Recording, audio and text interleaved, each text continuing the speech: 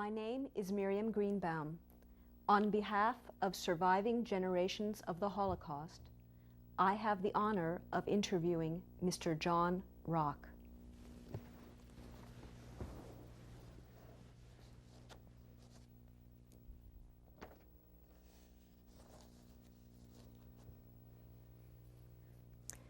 Good evening, Mr. Rock. Good evening. I have a few questions, simple questions I'd like to start with. Please state your full name. John Michael Rock. Is this the name given to you at birth? No. What was your name given to you at birth? Maximilian Rocklitz. When were you born? January 26, 1922. Where were you born? Vienna, Austria. I would like to take you back to your childhood. We've just seen a photograph of you as a little boy, and I would like to start to ask you some questions about your parents and your home life. What were your parents' names? My mother's name was Irene, and my father was Joseph. And what was your mother's maiden name? Danis. Do you know at all what their birth dates were and where they were born? My mother was born March 27th in Slovakia in a town called Dubojel. My father was born in November 88, in a town called Marmaros-Siget in Romania, which at that time was Hungary, part of the Austro-Hungarian Empire. Could you tell me again what the year was of your mother's birth? 1898. And your father's? 88. 1888. Yes. Thank you. Do you know when they were married? In 1921. Do you know if they met in Vienna? I do not know that. Do you know if they were married in Vienna? I believe they were. Had they been living long in Vienna, both of their families?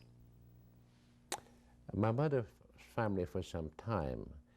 My father lived in Hungary when they met, I believe.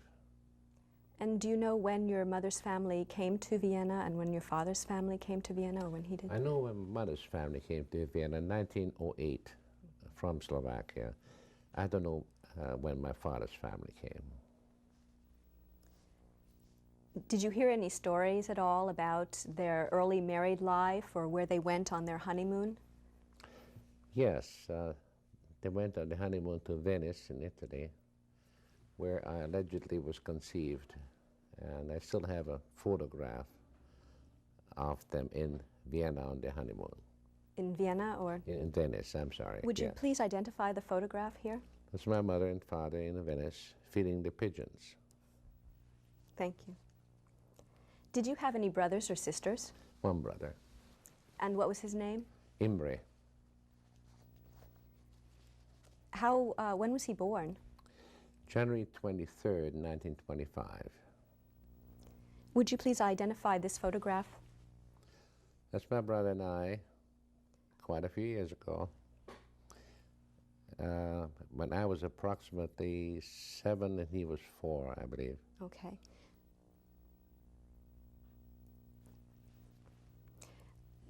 Do you recall at all what your father's occupation was? I believe he had a small bank. He died when I was 5. I don't know exactly what he did, but I think that I was told he did that. After your father's death, how did your mother support the family?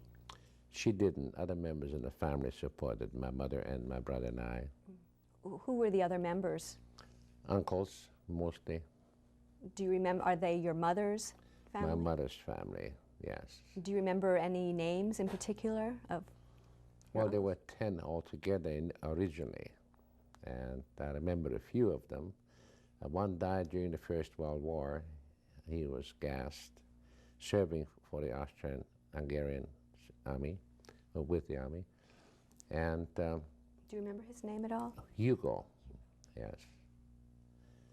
Well, there was Ferdinand, Gisela, Hugo, Robert, Julius, Camilla, Irene, Alfred. Not necessarily in sequence of age. Okay. I'd like you to identify this photograph, please. I'm told this photograph was taken in 1913 or so. And they're members of my mother's family, some siblings and some other members of the family. I don't recognize all of them, but my mother's on the extreme left-hand side, and the uncle who died during the First World War is next to her. And then And the fourth one is Robert, the fifth, Julius. and that's from the left. That's from the left. And from the right, the fourth person is Aunt Camilla. And in the center of the front row is Uncle Ferdinand, the oldest of the uncles. Do you have any stories you can tell about any of these family members? Well, one important story is that, except for one, none of the uncles got married. And only 2 of the 10 children were married, my mother and the oldest Aunt Gisela. Economic times were difficult, and after the First World War, things were somewhat confused. And it was an interesting time for me as a child. I never knew which uncle or aunt would enter the house. My father died, as I said earlier, so. Was there a particular uncle that you liked, or I was there liked them all, but I liked the ones that took me to soccer matches. And who was that? Julius. Do you recall your Uncle Ferdinand? He wasn't the eldest, but he was the oldest. He was the Yeah. eldest. Yes, I liked him too. He taught me how to play chess.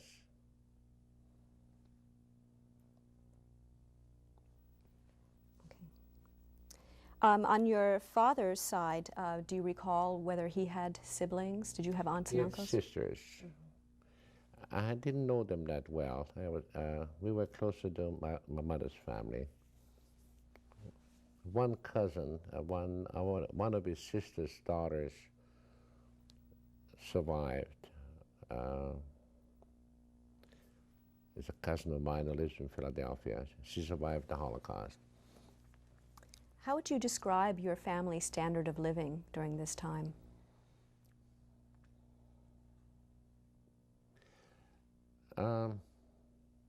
Economically rather poor, but there was quite a bit of affection. There were difficult times. There were insecure times. Politically, I sensed as a child there were some insecurities. But on the whole, I can't complain about my early childhood, except I didn't have a father and no real father figure. But Did you spend your early childhood in Vienna? yes, What religion did your family practice? Jewish. Do you recall if there was a sizable Jewish community in Vienna? Yes, there was. Do you remember anything about it? Well, there were quite a few who were there for a century, and there were some who had come for centuries, actually, but there were some who came during different programs in Russia, to Vienna, Poland, and some Jewish people seem to come all the time from different parts of Europe, Eastern Europe, to stay in Vienna. Did you find that the Jewish community was accepted in Vienna, or? I was a child, so I don't know the exact situation, but it was a large community, and it appeared on the surface it was accepted, yes. Do you recall where you lived? Yes. Can you tell me your address? 26 Grüne Torgasse, 9th District, Vienna. Was this district located, or was it part of a Jewish section? Not necessarily. There wasn't really a Jewish section. There were some areas where more Jews lived, but it was a mixed area. Did you live in an apartment building or in a house? Like most Viennese, in an old apartment building. Do you remember anybody else? Does it stand out in your mind who else lived there in the building? No. Can you describe the neighborhood you grew up in? Well, it was close to the inner city.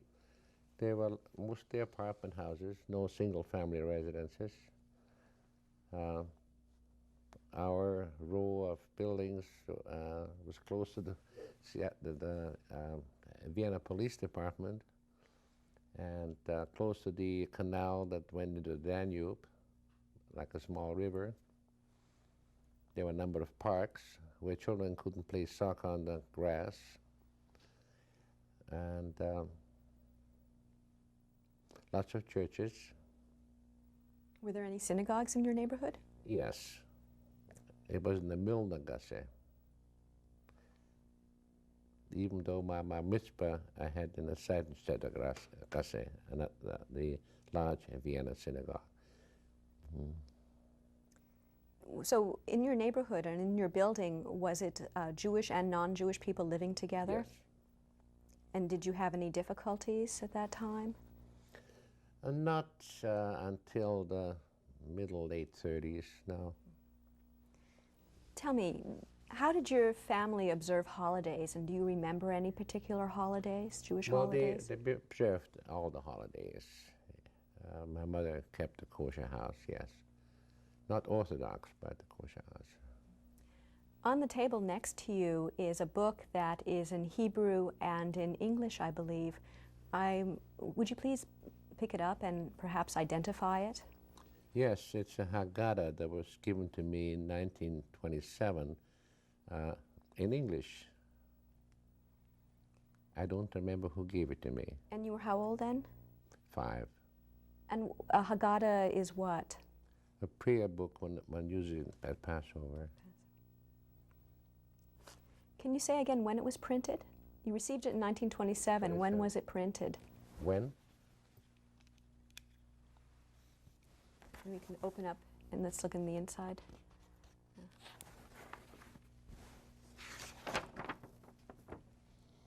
In 1927, it was printed in Vienna in English.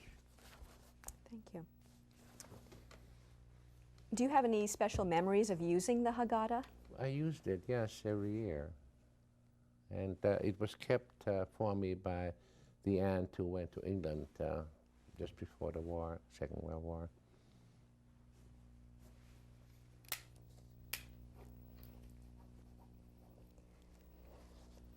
Can you tell me a little bit about the schools you attended, what their names were? Do you recall? Well, I went to elementary school called Schubert Schule, after the composer Schubert, on the Schubert Gasse.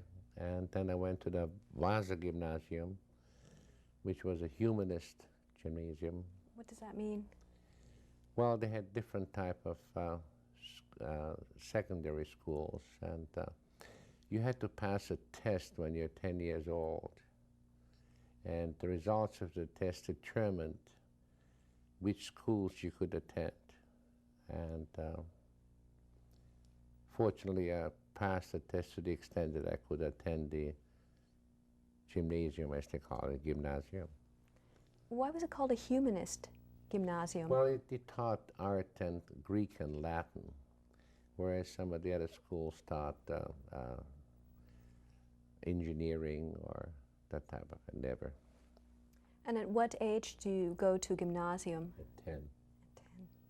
Till what age then? Is it to the... I went until 14 because of certain happenings in Vienna, but one goes for 8 years. Mm-hmm. Were there other Jewish children in your school? Yes. What languages did you speak at home and in school? At home, German, and in school, German. Did you receive any religious education? Yes. And how did you receive that? Well, as a child, for my mitzvah, I had special education by a young rabbi. And in school, we had 1 hour each week of religious education according to the religion you belong to. the Catholics and the Jews and the Protestants had a separate time for religion. Do you remember how many children were in your group, in the Jewish?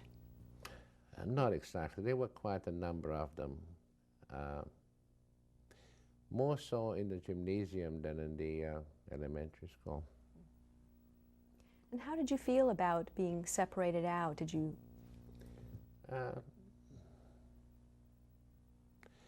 Since children from different religions were separated, it didn't make any difference to me. It didn't affect me negatively at that time. Did it affect how other children treated you?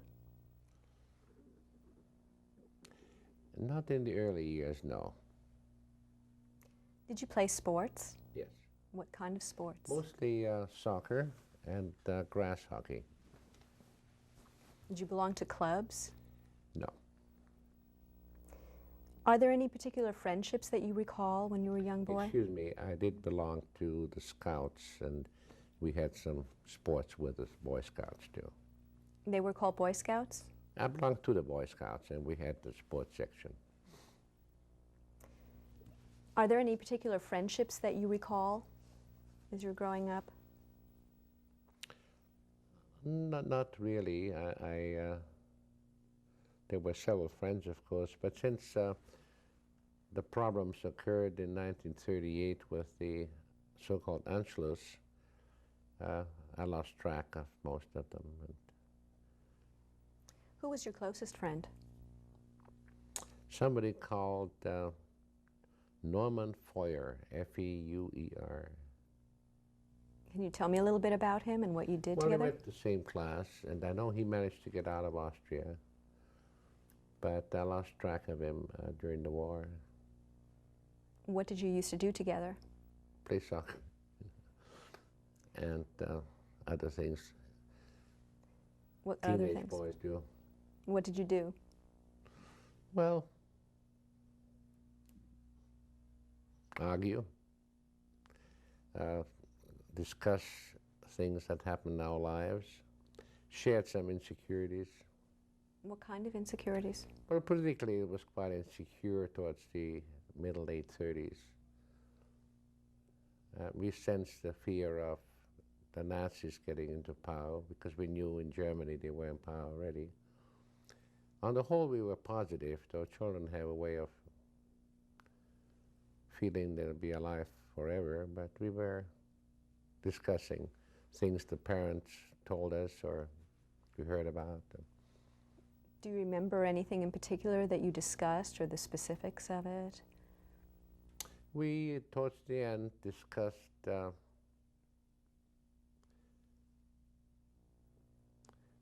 well, we didn't really know where we're going to end up after the war, after Hitler came to Austria. We knew we had to leave.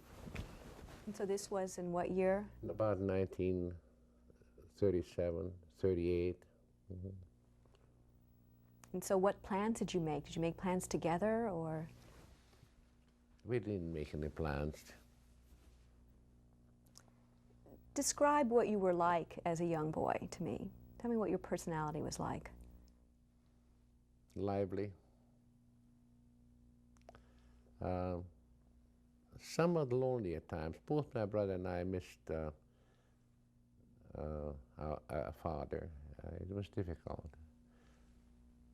But on the whole, as I said earlier, I didn't feel unhappy necessarily. We kept busy doing things.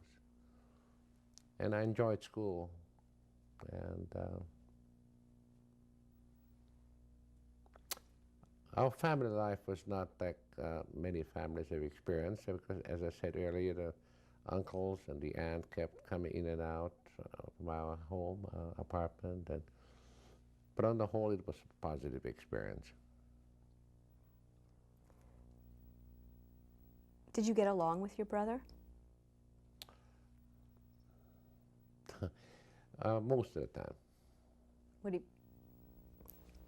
Would you like to identify the photograph? Yes, that's my brother and I near the Danube Canal at the age of about 7 and 4 or 8 and 5. Mm-hmm. Do you remember when that photograph was taken? Well, if I was 8 at the time, it was taken about 1930. And do you remember who took it? No. When you said you got along with your brother most of the time, when were the times that you didn't get along with him? Well, two brothers never get along all the time. He was a weak little boy, and I was a strong kid at the time, so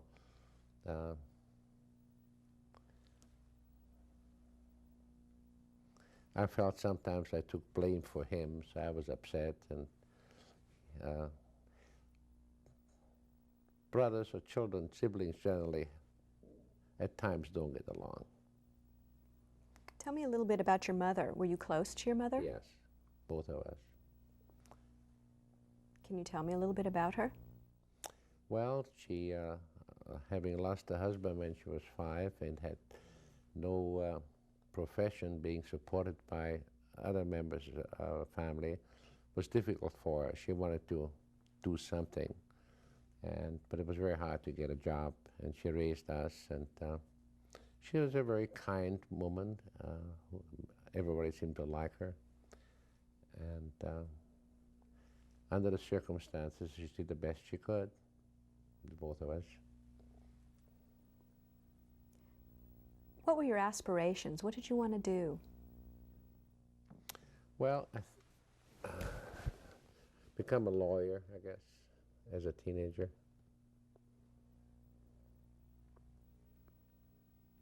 You mentioned that you and your friend had argued about what was happening in Germany.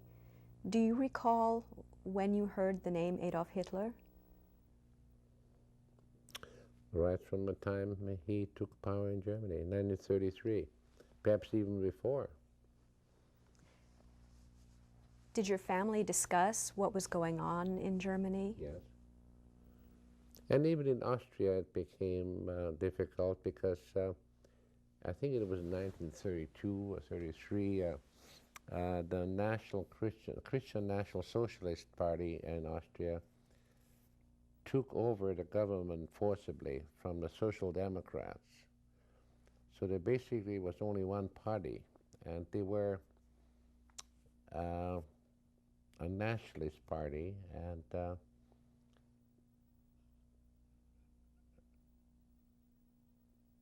although they were not acting in the manner the Nazis in Germany did at the time, they were still increasing anti-Semitism in Austria.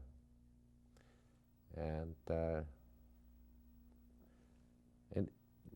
Jewish people felt it more and more.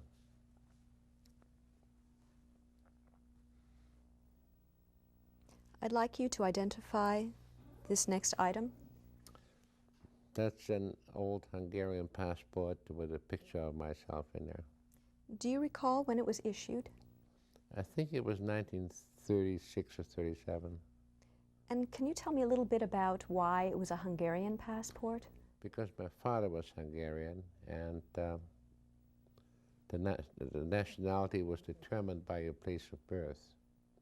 So even though Hungary was part of the Austrian Empire before the Second World War, and Romania at that time, his birth in Hungary was still determining the nationality.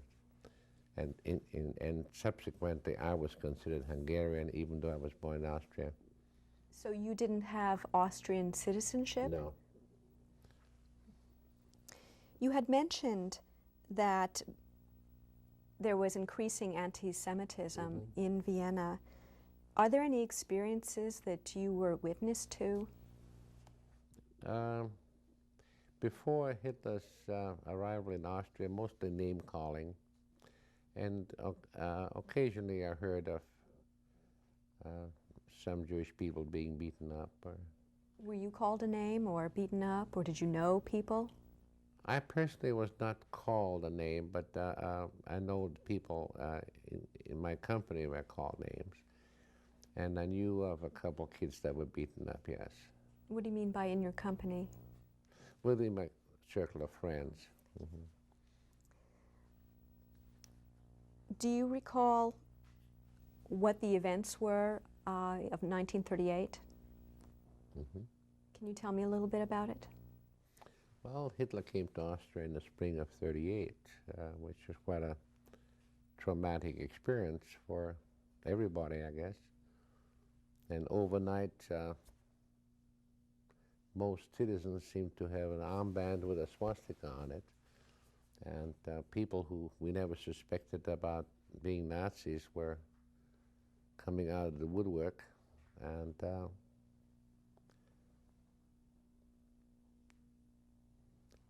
a lot of fear became evident with most of us. It was very. Were there people that you knew that all of a sudden Yeah. you saw?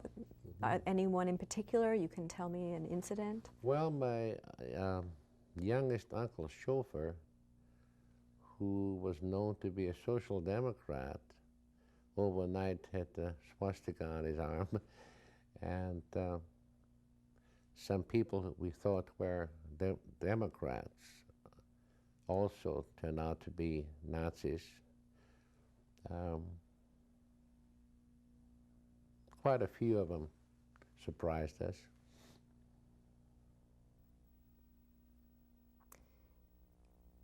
Did your family discuss what they would do next? Yes. Some felt it's going to go away, not to worry, it's only temporary. And some others felt one should leave as soon as possible. Was there encouragement to leave by the government? No. What happened next To whom? to you? To me? Well, We're talking about 1938. 38. I wasn't going to school anymore. I did Why have. weren't you going to school anymore? Well, I had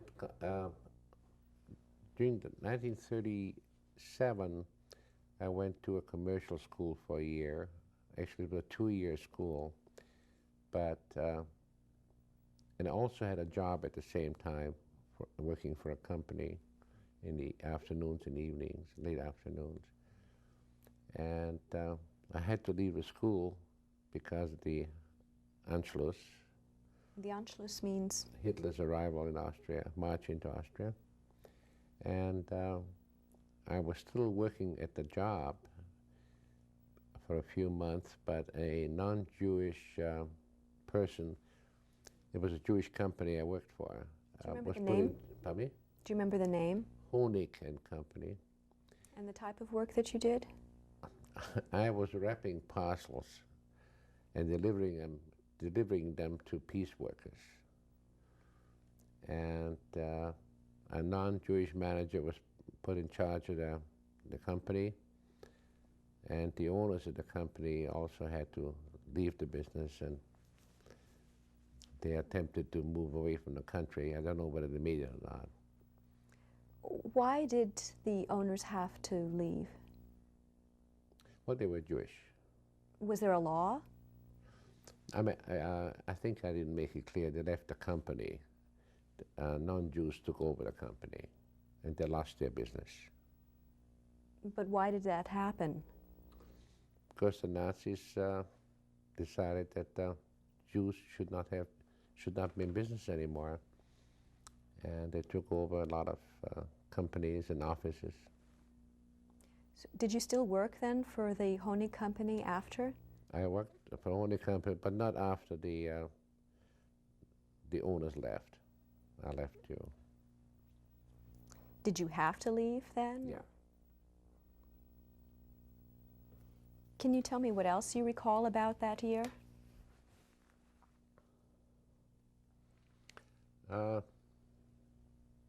You mean after Hitler came to Austria? Mm-hmm.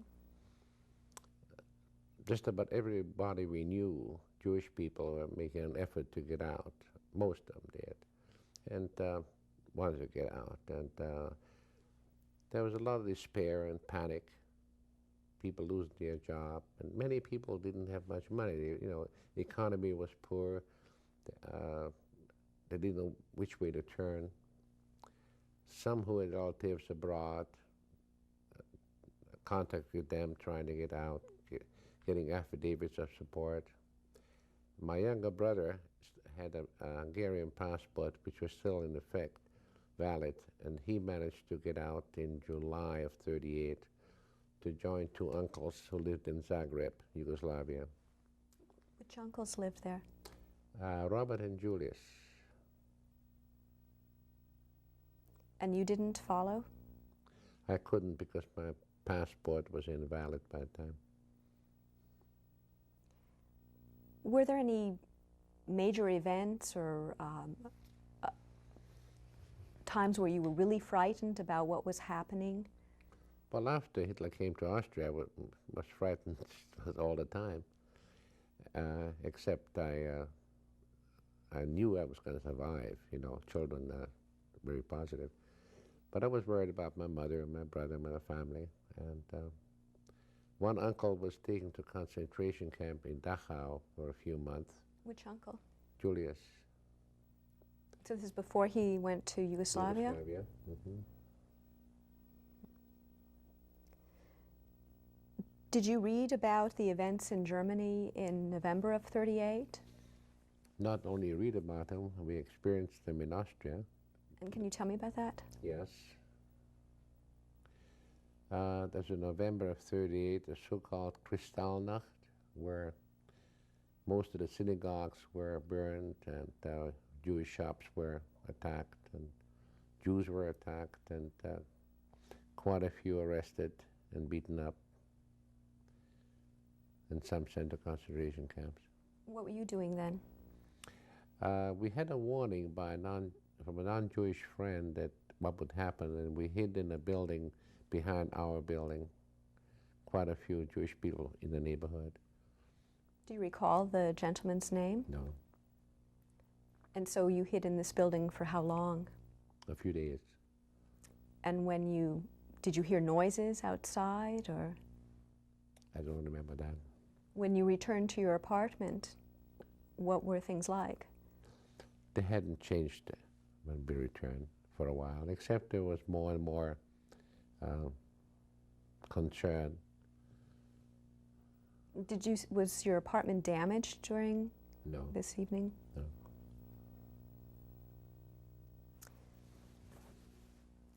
Did you, as a young man, start to see people's attitudes change, and some people that you thought were good become bad, and some that were bad become good? In Austria? Yeah. Yes, I believe I mentioned earlier that some people who thought, I thought were friends turned out to be enemies, but there was also one or two we didn't trust who turned out to be trustworthy. Can you tell me a little bit about that? Any particular case? Yes, at the company I worked for, there was a young man who was sort of a handyman, and probably about 21, 22, and he was non-Jewish.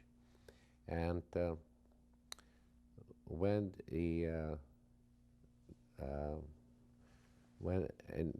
a non-Jewish manager was put in to the company, he was appointed the overseer. He turned out to be an SS man. He had belonged to the SS illegally before the war, before Hitler came. And he turned out to be quite helpful and protective of Jewish people. Did he do anything particular for you?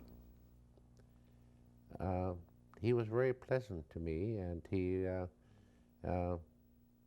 told me to take care and that my mother and my family and I should try and leave as soon as we could because things are going to get worse. And he was a member of the SS. Did he tell you what he meant by things were going to get worse? No, but we could guess by then. What did you guess? By that time, certain things had happened, concentration camps, death, etc. Do you remember what happened next? To me? Um,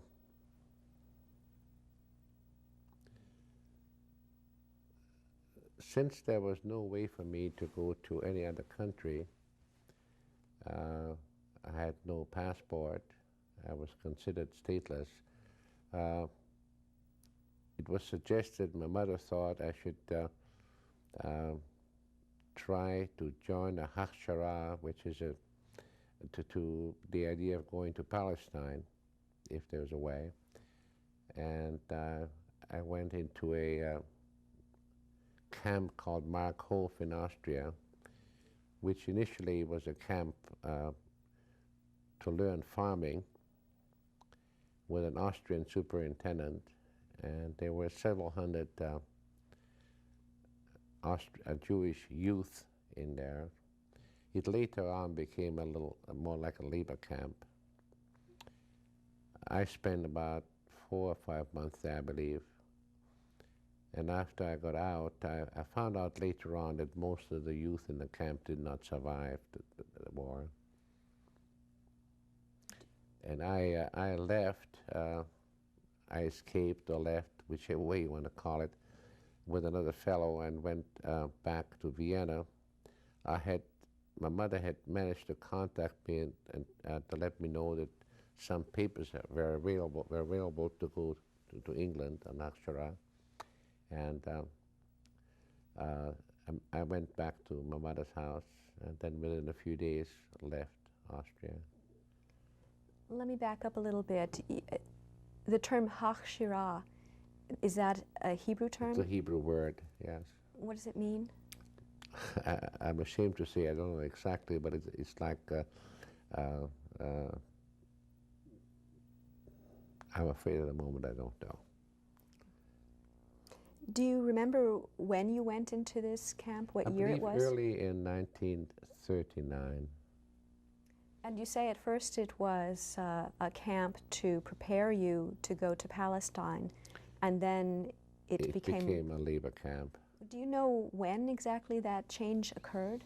Well, during the time I was there, it gradually became more difficult, and people had to work very hard, and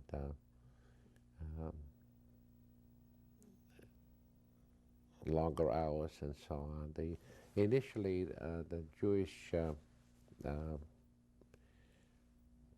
people in the camp were managing their own affairs, responsible to the superintendent, but they lost their authority continuously. And during the time I was there, nobody was killed in the camp, but I'm told that afterwards most people.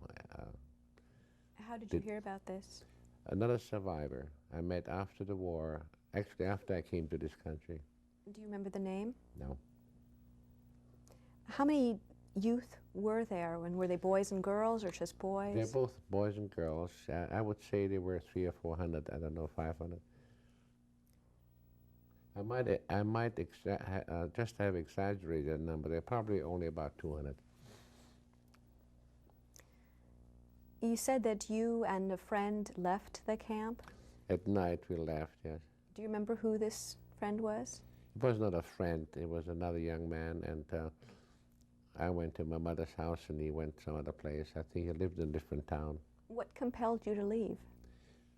My mother had found a way to notify me that she had something important for me, important to tell me. How did she notify you? There was some contact at that time. Letters? Yes, early. And so you weren't just allowed to leave No. with permission from the... No. So you had to... I took off, yes. What kind of papers did your mother receive? There were also Hachshara papers to go to England, to join the Hachshara in England. And what did they say on the papers? Do you remember? I don't remember exactly. There were papers, and they were approved by the British government for entry. Did you sit down with your mother when you came home to discuss what the plans would be for you and for her? Well, she didn't know what she could do to get out, and I was concerned about that. So I promised as soon as I get to England, I'll make every effort to get her out of Austria. Did you have any relatives in England? Yes, I had an aunt and her family in England. They left just before Hitler came to Austria. Now, was this your mother's? My mother's oldest sister, And what was her name? Gisela And what was her married name? Grünhut. Would you identify the photograph here, please? Yes. The lady in the center is my Aunt Gisela. The man next to her is her husband. And the girl in front of him is my mother when she was about 13 or 14. And the lady on the left with the child is a nanny with my aunt's, one of my aunt's children. And they left for England when? 1938, I believe, yeah. What did your mother give you to pack? Or did you pack your own suitcase? I had no suitcase. I had a briefcase with a toothbrush and one set of underwear and a piece of soap and the papers, and that's just about it I remember. And Did she give you any keepsake? any what? A keepsake? At the moment, I don't remember. What did your mother say to you? She hoped that we would see each other very soon. She came to the train when I left, by train. It was a very sad parting. She, I think, had the feeling she would not see me again, in retrospect. Did you think that? I didn't think so, but I had a feeling she did. Mm-hmm. Would you please identify the photo? That's my mother, and she was about 16. Okay.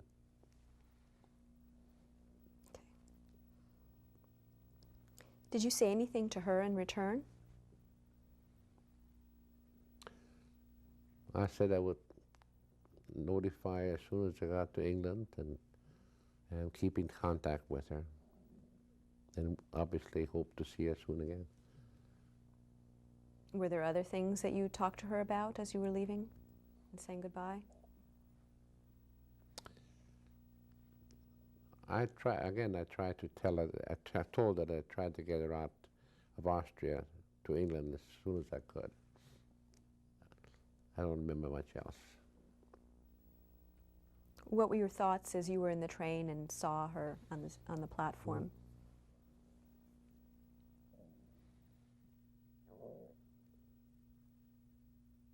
I tried to be positive, and I tried to tell myself it won't be long before we see each other again and the rest of the family. I was too much concerned about the trip I was going to make alone on a German train going through Germany, that was very much on my mind too. So. What was the atmosphere at the train station like? When I left,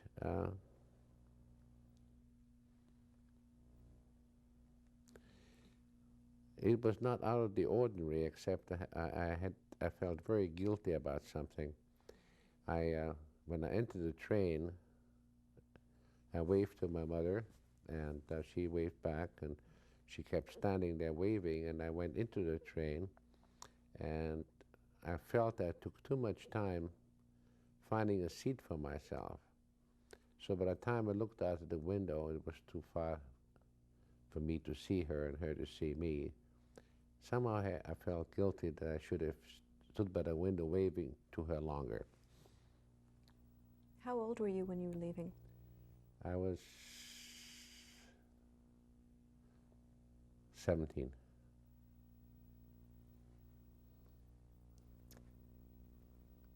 Can you describe your trip? Well, I was a little scared and didn't talk to anybody. Whenever the conductor came, I was somewhat concerned. Nothing much happened except when we came to Aachen, which is the border town between Germany and Belgium. Uh, every third person in the compartment was being checked and had to leave the compartment and to be examined by an officer. I think it was an SS officer at the border in a special hut. And lo and behold, I was the third one, so that wasn't a very comfortable feeling. And he looked at my papers, he looked at me, and immediately he knew that who I was, that I was Jewish, and the papers were probably not quite in order. And he said to me, he was an older man, he said, "You're lucky, you're going to get out of here, and I'm going to have to stay and probably won't make it." And he asked me to turn around, kicked me in the rear to the door, and I was free.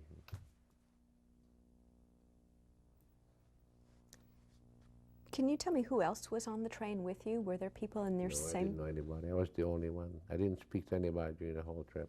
During the whole trip? I was afraid to. Did you look out the window and were there... Yeah. Did you see anything unusual to you? I thought to myself, what a beautiful country, and why is it that people who live in such a beautiful country have to create so many problems for other people? After Aachen, where did you go? I went to Ostend to get a boat to England. Do you remember when you arrived in England? A few days before the war started. That being? August of '39. Do you remember what happened when you got off the boat? I was checked out by the British, who actually treated me quite well, but they kept me overnight in a room rather than a cell, and then I had to, they were concerned about, obviously, about enemies, or at that time war hasn't started yet, about security. So they checked with my aunt next morning and they released me then. This is which aunt? Pardon? Which aunt? Aunt Gisela, who at that time already was in England. And she lived in which city?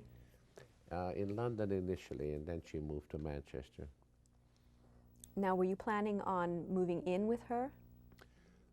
I moved in with her for a little while, but I wanted to join up, and I was told I was too young. Join up? Join the service, join the army. How old did you have to be? I believe it was 18. How would you describe the reception of immigrants to Britain? I had limited experience there. I went from the border to my aunt, and then very soon started working on a farm until I got old enough to join the service. So, and I was 17 years old, so I didn't have that much experience in what the circumstances were in England as such. How did you get up to the farm you mentioned?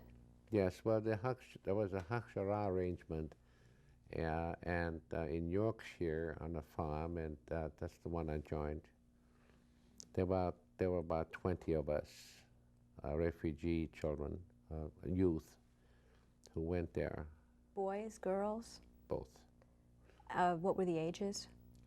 The ages were about 16, and the leader was 22, and he was married. There was a couple that was in charge of our group, and we worked. Yes? Do you remember the name? No. We worked for a farmer, and we worked pretty hard, but I enjoyed farming. And I worked in Yorkshire and in Devonshire. Can you tell me where in Yorkshire? Norton Clay, which is near Harrogate. And Harrogate is near Leeds.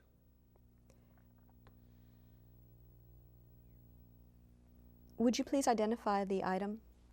That's my alien registration in England. Did you receive this when you came into England, a card like this? Yes. And why did you receive a card like this? Every alien in England had to be registered because of the war. Okay, thank you.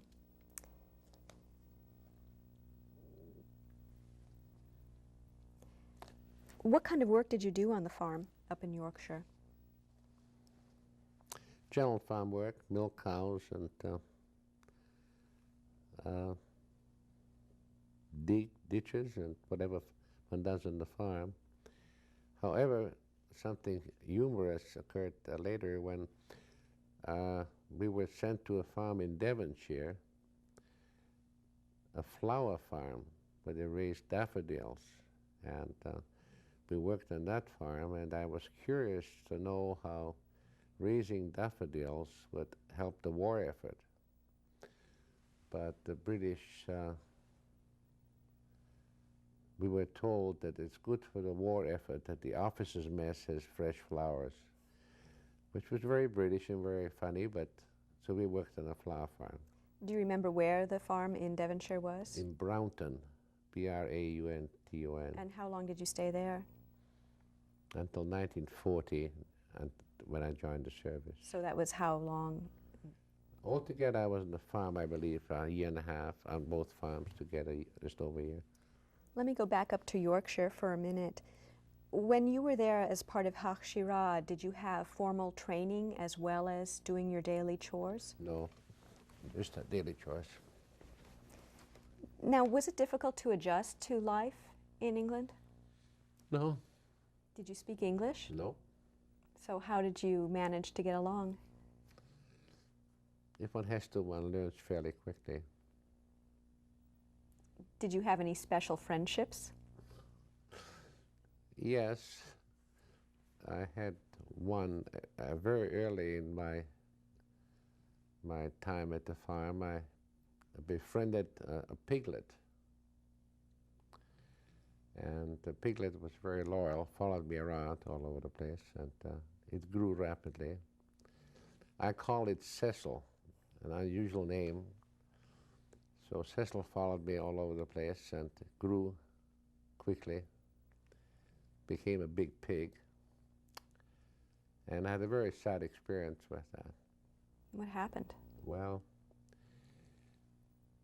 at Christmas time, the farmer usually made a big meal, and we fed extremely well, and next morning I realized I ate Cecil. Emotionally very upsetting. I still think back of Cecil. Are there any other memories that you have of being on the Yorkshire farm?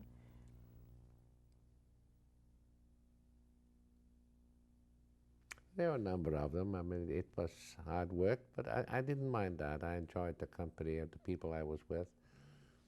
There was one important occurrence, which was very unusual. I worked late in the stables one night, and I came in the summer. I came back to our quarters about 6:30, 7 o'clock, and I noticed some of the people who were working with me were gone. And one of the girls was there, and I asked her what happened. She said, well, the police came at a certain time, and the ones who were here, they took with them. Well, I didn't think much of that. I didn't think anything bad would have happened to them. So I went to the police department in the next village and asked about that, and they said, well, we had orders to arrest until 6 o'clock in the evening. So the time has passed, and nobody else was arrested, and those people were taken to an internment camp of the Isle of Man. And who were the people that were arrested? Other young people who worked with me. They were not arrested because they did anything wrong. They were just born in Austria, Germany, and the British felt insecure about them being around. They thought they might be spies.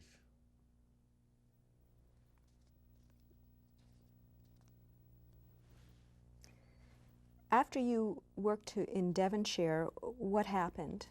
What did you do? Then I volunteered to join the army, and I joined the army in Ilfracombe, Devonshire. In the meantime, did you have any communication from your family? I had communication with Yugoslavia until 1942 by letter, yes. Who, 41, 42. Who in Yugoslavia? By my brother, the two uncles who were there. By that time, my mother managed to get out from Austria in January of 1940, and she managed to get across the border, and I received a card from her that she was in Yugoslavia. What did she say on the card? That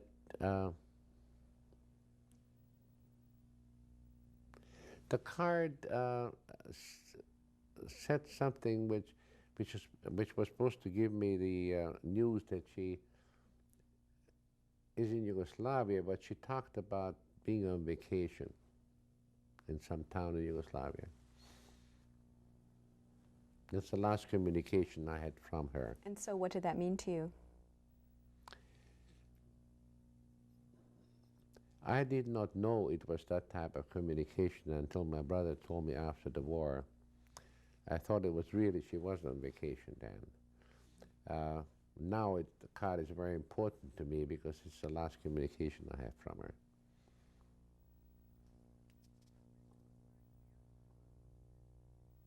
Let's take a pause. Okay.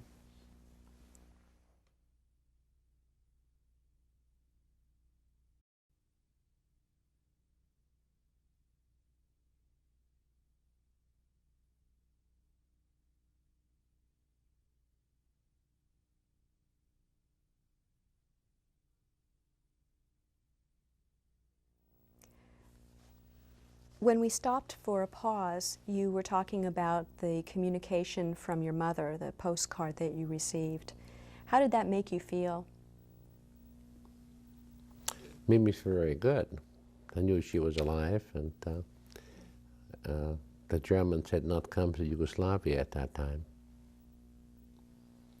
So there was hope for her. Did you continue to write back to her? Yes. But then after 1940, end of 41, 42, there was no more news from anybody. Now, when is it that you decided to enlist in the Army? You mentioned that before. I think the middle of 1940. Did you let your mother know that you were doing this? No. Why? Wait a minute, yes. She didn't know I went to the Navy, but she knew I went to the Army. I wrote to my brother in Yugoslavia that I did, yes. So at that time, were you still trying to get her into England? I had even written to Randolph Churchill, Churchill's son, and I tried everything possible, but of course, first of all, being 17 years old, I didn't have as much influence as I could have had. He did respond to me and said he couldn't help me. What was Randolph Churchill's position? He was a member of Parliament, I believe. And his father was? Winston Churchill. He wrote me a nice letter, but he said he couldn't do it. I lost the letter. I wish I had still have it. So what did you do next? Well, after I joined the Army, you mean? So you decided to join the Army in 1940? I think it was in 1940. And where did you go? I joined the Army in Ilfracombe, Devonshire, which is close to where the farm was. And I was stationed mostly in southern England. It was the Pioneer Corps, which was an arm of the Army which supplied other regiments with equipment and construction material, and we worked together with the engineers. What made you decide to join? I felt I should. I felt that the cause was the most important to me, to assist in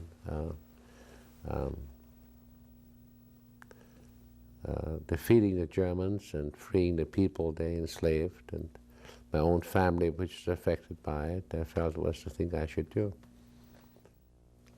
So did you have permission to leave the Hachshirah to join the army? I didn't ask for permission. You just... I just did.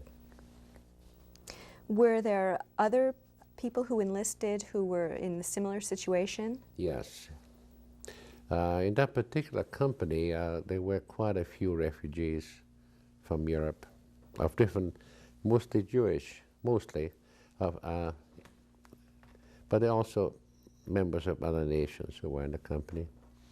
What were your duties? Well, as I just mentioned, there were construction and loading, unloading supplies, and working with engineers and in the loading of Bailey bridges and all sorts of things like that. What rank did you achieve? Sergeant. And how long did you stay in the Pioneer Corps? Until 1943, I heard somehow from somebody that the Navy was looking for people with special language skills for certain jobs. I didn't know what they were at the time. So I inquired, and I was accepted for an interview, and the Army released me to a base called Chatham near London, naval base. I was interviewed, and I was offered the opportunity to serve in the Royal Navy. What kind of questions did they ask you in the interview? They checked me out on my background and tested me on certain situations, and it was a lengthy process. Do you remember anything specific about it? One thing I do remember right now, which I had forgotten about for some time, there were a few of us candidates sitting in an office waiting to be interviewed. And when I was finally asked to see the interviewer, the first thing he asked me to name all the objects which were in the room where I was sitting. And apparently I remembered an adequate amount for him to continue interviewing me. How do you think that was an important test? Apparently, for the type of work I was supposed to be doing, it was important that I was aware of what was going on around me. At what point in the screening process did you realize what kind of work you might be doing? Fairly soon, within a few days. And what happened after that? Well, first of all, then I found out that about 20 of us from Austria and Germany were selected to serve on British and Canadian ships. And we were trained in deciphering code, and we were trained in operating a VHF receiver to listen to German conversations between military entities such as planes and ships and boats, and translate and pass on to the bridge where the skipper was. And then after a few weeks, we were attached to certain ships doing that type of work. Do you remember your first assignment? Yes, the HMS Vimy. We have a photo coming up I'd like you to identify. That was the crew, a part of the crew on the Vimy, yes. And I'm standing on the right-hand side, second from the right, without a hat on. And how long were you on the Vimy? I don't remember, probably a year or so. I don't remember exactly how long. Then I was transferred to the HMCS Athabascan, which is a Canadian travel class destroyer, which also served in the general area in the Atlantic. And so you traveled where on the ship? We went on offensive sweeps and defensive sweeps, and we escorted convoys. And I was able to make a contribution with my equipment because I occasionally my advice gave the opportunity to the skipper to take evasive action. I just remember at one time I had a German E-boat giving the order Tony Dora Zwei, and I knew that was torpedo number 2, and he was telling another boat in which direction the torpedo was going, so I managed to pass it on to the skipper, and we took evasive action, which made me feel pretty good. It sounds like a job that you'd be on the edge all the time. I was. Was it stressful? It was exciting, and it made me feel worthwhile. I was very young, and How old were you then? At that time, I was 21. I also remember just now something which I will always remember, that I was sort of on my own in England, and I had saved up, I think, 50 pounds from my salary in the service, which was quite a lot of money. I think my income only was about 20 pounds a month. And I had taken that money with me wherever I went in an envelope. I didn't know where to leave it. And so I'll come to this later. I think I'm ahead of myself. Please go ahead. No. Keep going. Well, the ship was sunk one night, and that was an HMC as a South Athabascan. And before it was sunk, I was sitting operating my receiver, and I heard the Germans releasing torpedoes, but they released them before I could transmit the news to the skipper. So one torpedo hit us, I think it was in the bow, and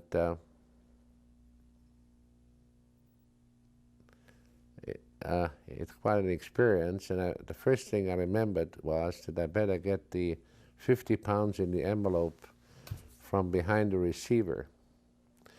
And the more, that's all I had. So the more I pushed, tried to get the envelope, the more it went behind the receiver. And I finally decided after a couple of seconds it's not worth my while. At that moment, the second torpedo hit the ship, and I was blown off the ship. So my decision to forget about the 50 pounds saved my life in retrospect. You were blown off the ship, and what happened next? Half blown and half jumped. And what happened? Well, the ship was on fire, and there was screaming, and fortunately, of course, we all on battle stations. We had our equipment, and from a personal standpoint, I couldn't believe that I was in the water, and I saw the ship burning, and other people already had been in the water and were blown off, and there were some bodies floating next to me. But before I came, just after I jumped, I seemed to go down in the water forever. And when I came close to the surface, it was at night, I saw orange, the water became orange. So I realized that, or read, that oil from the boat, from a sinking boat, had caught fire. And I could not surface. Otherwise, I'd burn myself to death. So I swam desperately from around until I found a dark area. I raised my head, inhaled, and went down again. And finally, I found an area where I could swim away from the burning water. And that's when I saw the ship finally going down. While you were swimming, did you bump into any other shipmates? I mentioned I bumped into some bodies and about other mates, yes. And we were trained to, when we are, if an incident like the one I just described occurs, you're in the water and it's cold, to sing. So here I found myself with two other fellows close to me, singing into the night. What did you sing? Keeps you warm. Do you remember what you sang? Everything. Probably not very nice songs. I wouldn't repeat them right now. And then what happened? Well, then we were hoping for rescue. And I was in the water several hours. There were some people around us dying. They were screaming, they were injured, they were burned. It was getting colder and colder. Then after a while, we saw a ship coming through the darkness towards us. And I was not sure it was an Allied ship. I thought it was a German ship. And I told the fellow next to me that I would not want to be captured by a German ship since I had family in Europe and it would be used against them. And fortunately, it turned out to be another destroyer who was with us that night, that destroyer stopped for a few minutes and picked some of us up. And I was the last one being picked up. And some others remained in the water and were taken prisoner later on by the Germans. So when the ship was going down, was it the only ship in sight? There was nobody else around at that moment? Well, we were sunk by an E-boat. By that time, the German boat had disappeared. And the other boat was the Haida, HMCS Haida, which later on turned around and picked a few survivors. And the HMCS Haida was attacking a German ship and hit it. And I believe sank it, and then came back to pick up survivors, which was against the naval rules, actually, because when you're involved in a battle, you're not supposed to stop the ship at all. You're supposed to continue your speed. But that particular commander took the chance, and that's how I was picked up and did not become a prisoner or a German prisoner. Where exactly did this all happen? Off the Ile de Pas, off the French coast. Now, when you went into the water, did you have a life vest? Or? Yeah. We had life vests, of course, because when you're at sea engaged in battle, you always wear that. With little lights, the little lights came on when you're in the water, and so at night I could see other people swimming. When you were picked up, how were you picked up? They threw nets overboard, and we climbed up the nets. It was very hard because by that time my feet and hands were very cold, and I almost didn't make it. But I was finally pulled into the boat. And I had which I didn't know at the time, I had an injury on my head. Fortunately, my head, nothing else. I had a crack in my skull, but the medic on board ship on the ship that picked us up said it was fortunate. It was oil that got in there first, and the oil worked as disinfectant. But that healed very quickly, and there was no problem with that. Do you know how long you were in the water? It seemed like months and years, but it was only a few hours. I don't remember exactly how many. It was at night. Had you made any special friendships on board the Athabascan? I wasn't there long enough, but I remember some of the people. And a few years ago, I think it was 8 or 10 years ago, a friend of mine asked me whether I saw a certain program on TV about a ship in the Second World War, and I said no, I hadn't. And he kept on talking about the documentary, which he felt was quite interesting. And I suddenly realized the ship he talked about was the HMC's Athabascan I was sunk on. So I tried to find out where the documentary was made. It took me 6 months, and it was produced in Hamilton, Ontario, and I called the station. They sent me the tape of the documentary, and I was really surprised to find myself mentioned in the video. Did they mention you by name, or? They said the Austrian intelligence person, and there was only one Austrian intelligence person on board ship. The British are still quite secretive about their intelligence, and they're reluctant to give out names. However, just recently, I determined through you that the book was written about the Athabascan. Do you want to? And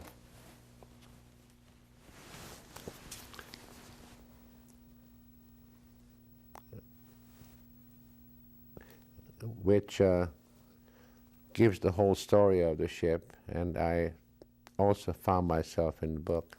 Listed? Pardon me? Did you Listed. and yeah. also a photograph? Photograph, which I think is me. Now, it's called The Unlucky Lady. Yes. Well, the ship's history hasn't been too lucky, apart from being sunk in the end. Apparently, it had some unfortunate experiences before I came aboard.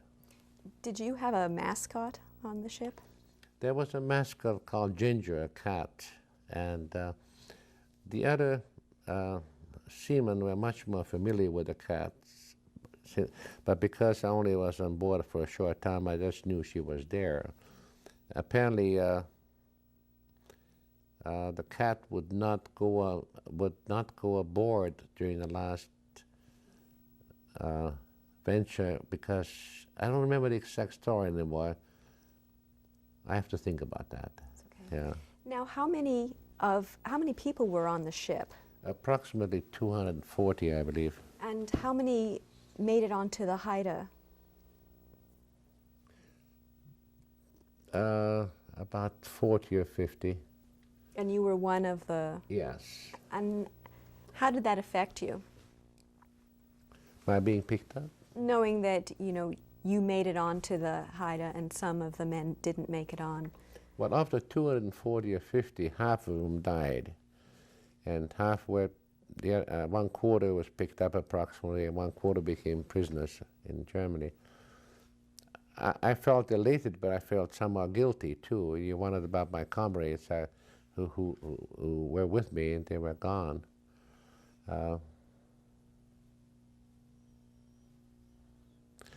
I was happy to be alive also.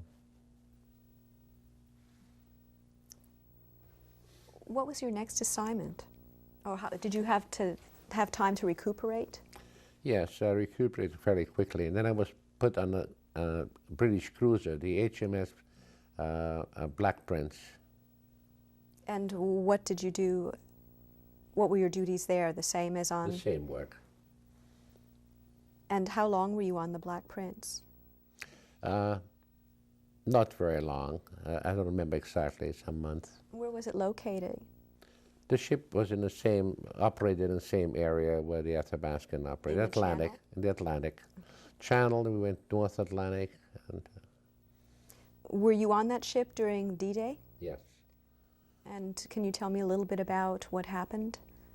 I was very busy. A lot of messages, a lot of code, I'll never forget the seeing all those thousands of ships and planes and bombs falling all over the place next to our boat. I saw some boats being hit, and it was a big commotion.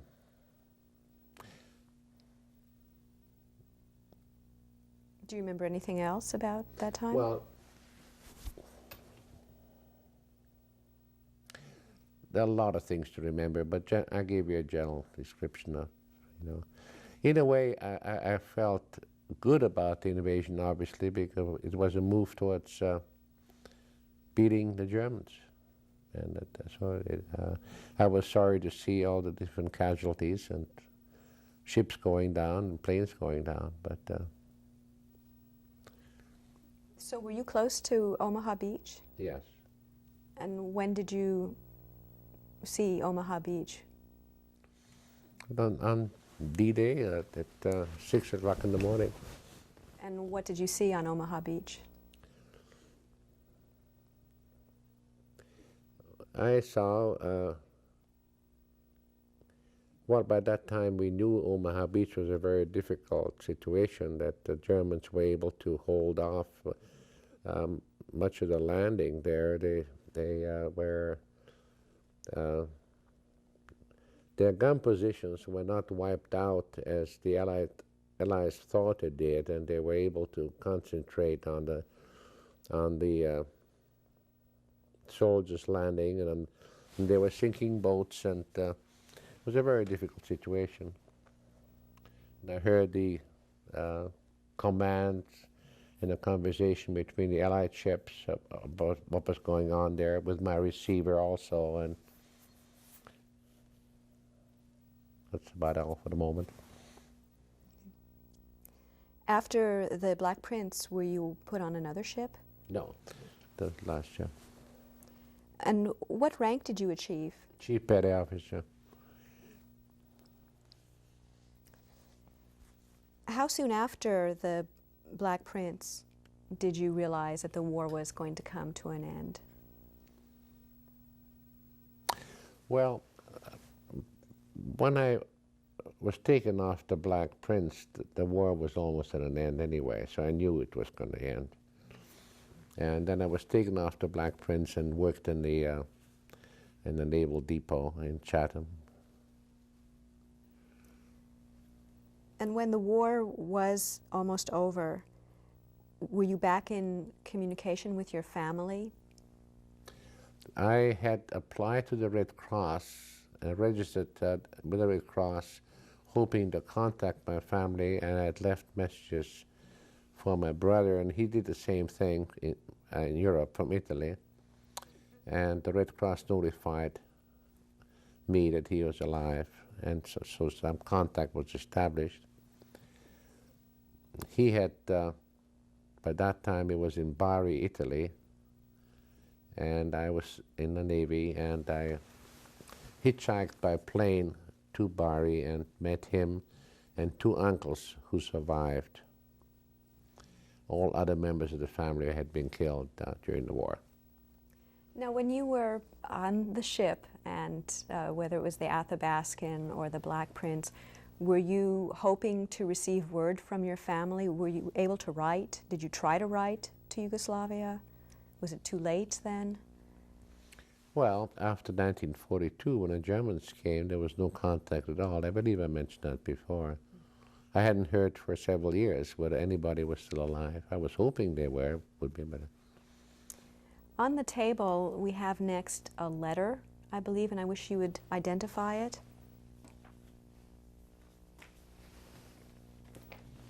Yes. And I've taken the liberty of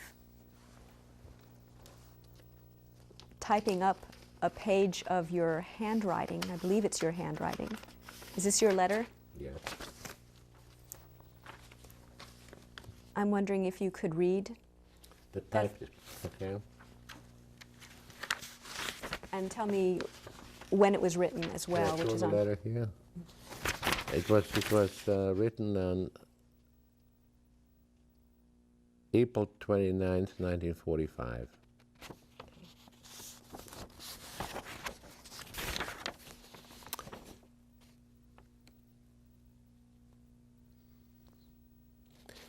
My dear Imre, the news that you and the uncles are safe and well in Italy has made me deliriously happy. All through those years, I've been wondering and worrying how and where you were. The first news I had about your well-being was given to me in the form of a letter by an American lieutenant, Warren, whom we surely know very well. That was a great relief. When I got your letter in your handwriting, I was overwhelmed with joy. After receiving a Red Cross message the other day, I wrote to Uncle Robert, unaware of the fact that you and Uncle Julius are in the same town. As this horrible war seems to come to an end after all, I hope for a speedy reunion with you all. You can imagine how much I'm looking forward to see you again. I thank God every day that He made you survive those terrible ordeals. But as you said, you're young and a happy future will make you forget, if only partly, as one can really expect you to forget all the things, as one can't really expect you to forget all the things you've had to go through. I, too, can only remember you as a little boy. I'm sure you must have grown much taller than I am now, as you always looked more like our father. Now, one thing, Imre, the most important thing in the world, have you no news whatsoever about our beloved mother?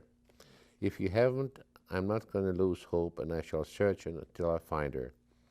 And when did you hear from Uncle Ferdinand last? And what is it you know about Aunt Camilla and her husband? I'm sorry I'm bothering you with so many questions, but you do understand, don't you? For the day, your loving brother. And how did you sign it? How I sign it? Max. Do you remember writing that letter? Yes. Can you tell me about your emotions? I had to hold them back. It took me a while writing a letter.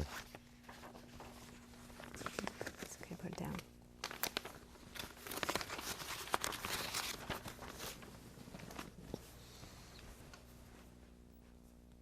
What were you holding back? Well, I was overjoyed that I heard from him.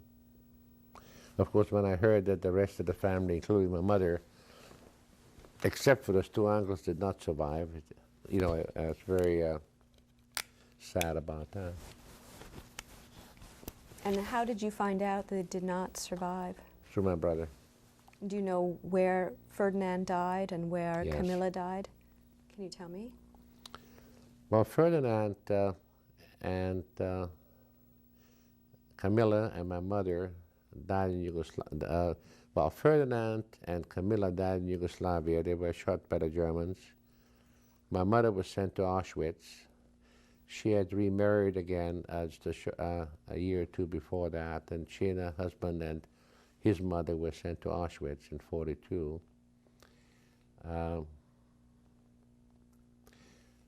My brother and two uncles were sent to a concentration camp, 3 uncles actually. That was Ferdinand, Julius, and Robert. Initially, Ferdinand, the oldest one, was released after a while. He managed to get a note out to the commanding German general. I don't know how he did that. Uncle Ferdinand was a captain in the First World War for the Austro-Hungarian army and received the highest Medal of Honor, just like the American Medal of Honor on the Russian front.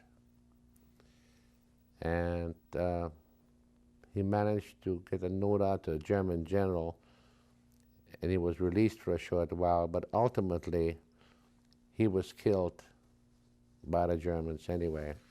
And it's sort of ironic that he who received the Medal of Honor in the First World War, fighting for the same side, would be killed by them because he was Jewish. And in World War I, he was fighting for? The German, Austrian, Hungarian Empire, and the Germans. They were allies at the time. And he was killed by? The Germans, on the same side, in addition to the fact that his brother was lost in the First World War, also in the service. How did you find out about your mother's fate? My brother told me. He knew that there were transports from Yugoslavia to Auschwitz. And he knew what was happening in Auschwitz. He was still in Yugoslavia, yes. They knew that was happening in Auschwitz, yes. And what did happen to her in Auschwitz? She was killed right after she arrived there with her new husband and mother.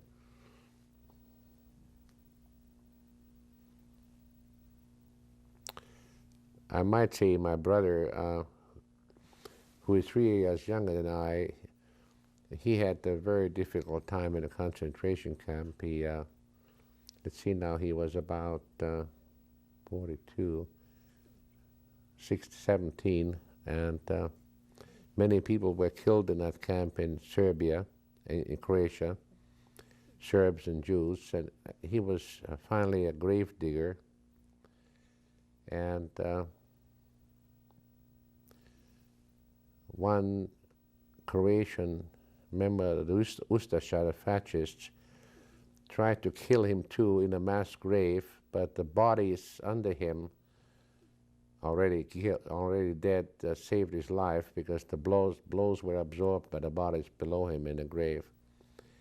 And the partisans later on, Tito's partisans, occupied the area and saved my brother. He fought with the partisans until the end of the war. But because he was not a communist, he got to Italy as soon as the war was over. And he knew and they knew what happened to the family. So it was your brother Imre who got the information about your mother. Yes. When you write about Yes. wanting to search for it. You mentioned before about flying to Italy. Was that your first reunion? Yes. We have a photograph coming up. Yes. Can you identify the photograph? Yes, my brother's in the extreme right. Uncle Robert is next to him. Uncle Julius next to him with the glasses. And that's me with the mustache there. Now, you decided to go back to England after your reunion? But I was still in the service. And what did you do between the end of the war and your next assignment? Well, soon after I was discharged, I found out about the United Nations Relief and Rehabilitation Administration, which had been formed a year or two before with the purpose of assisting and helping displaced persons in most parts of the world, in many countries. And I heard that they were interested in hiring people with special skills for that purpose. So I applied with UNRWA for a position to help with displaced persons camp in Europe. What special skills were they looking for? Language, and some people with some administrative abilities or a service record which might be helpful.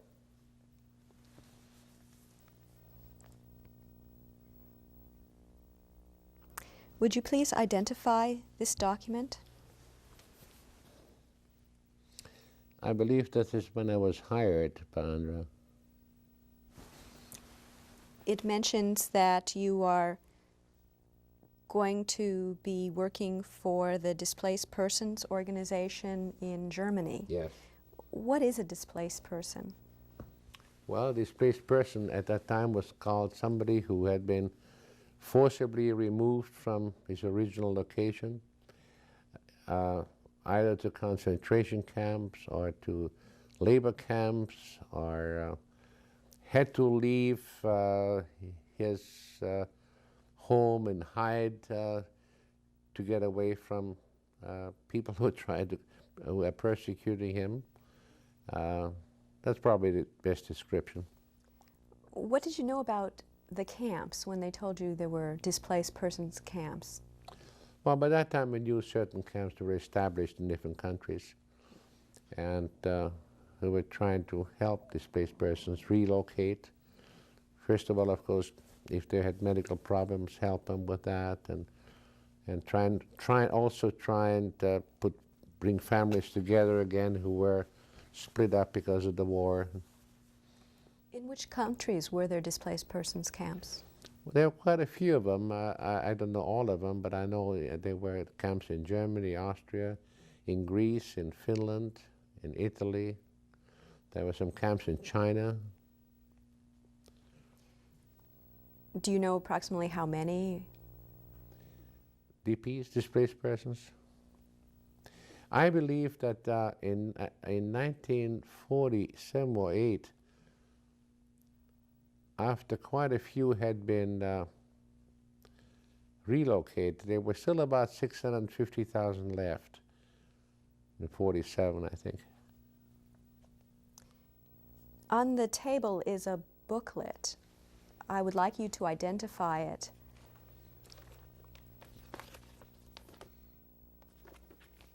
Is that your booklet? Yeah, what it's is it? UNRWA personnel regulations. Would you please remove from the plastic? And I have marked a page, page 4, that I would like you to read. And you see, do you see the section where it begins? Forged number B. Should I show it this way too? Read A. A. And it's through B. A through B. Here's A. Let's start with A. Purpose and scope of UNRWA. The United Nations Relief and Rehabilitation Administration is an international agency created on the 9th of November 1943 when an agreement was signed at Washington, D.C. by the United Nations and the other nations associated with them in the war. B. The agreement constitutes the charter of the administration, stating its purposes and providing for its administrative machinery. The nations which signed the agreement have created an organization in which to pool both their resources and their efforts to meet the emergency needs of the victims of war.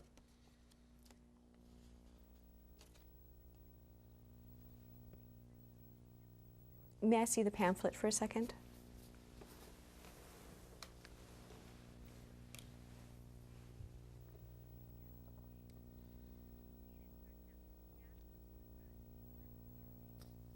That's page 5.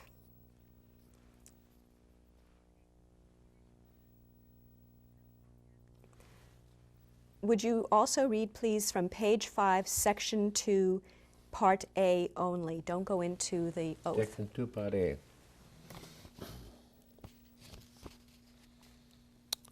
International nature of employment. The staff of UNRWA is selected on the basis of individual competence, character, and integrity without discrimination on the grounds of sex, race, nationality, or creed. The employees of UNRWA constitute a body of international servants who are devoted not to the interests of any one nation, but to the objectives and principles of UNRWA. Each employee of UNRWA shall sign the following declaration before taking up duty. Thank you very much.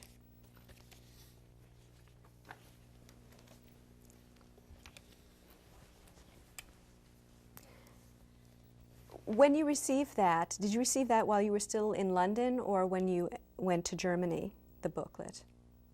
In London. And what did you think, based on reading that, what the nature of your work would be? Well, I was told by then, there were camps in existence already, and people were still coming into the camps, and I was told of what the needs were. And my first job was administrative office, administrative assistant. I was told, that I would assist other officers. But as I continued with UNRWA when I was in Germany, I finally became director of my area. And Let me ask you a couple of questions. Where in Germany were you sent initially? the headquarters was in Wiesbaden, but the camps I was sent to were near Kassel. And where is that in Germany? It's in almost in the center of Germany, slightly to the east. Not too far from Cologne and from Düsseldorf. Do you remember when you arrived? What day? I think it was in March, but I'm not sure. In what year? 46. Now, what were your first impressions? Arriving in Germany? I had mixed feelings. I came to a country where the government were responsible for the death of millions of people and many members of my family, and I didn't really know how I would respond to the new environment. But foremost, I was interested in helping displaced persons, so my goal was to do that. And I disregarded any other feelings I might have had at the time as much as I could. Your first assignment, you said, was as an administrative assistant. Yeah. What did that require you to do? Well, it's coordination of different departments, supplies, and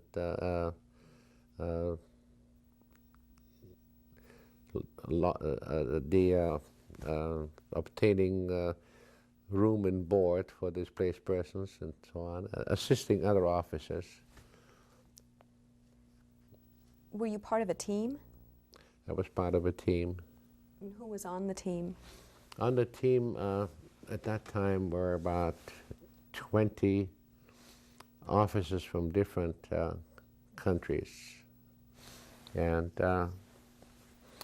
they were from as far away as Mexico, and English, American, Polish, Italian, who were assisting in the administration of the camps. Did everybody have a specific job to do? Yes. There were, you know, I would say there were 2 or 3 sometimes in one department, but it was very difficult. There were never enough under officers. That's why I tried as much as possible to have the displaced person govern themselves as much as they could. And I think that was my first major contribution in those camps, that I managed to get them to police themselves and manage themselves, because we just didn't have enough personnel to do it. And it worked out all right. It's amazing how quickly they adjusted, displaced person adjusted to that. And it gave them some self-confidence. First, as an administrative assistant, Pardon? As an administrative assistant, who did you report to? To deputy director.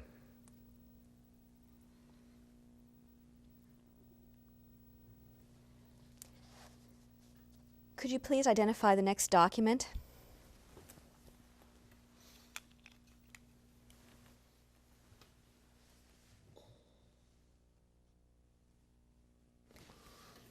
I can't see it. I have to get a little It's all closer. right. No, stay No. put. Oh, I think that's when I was appointed deputy director. Mm-hmm.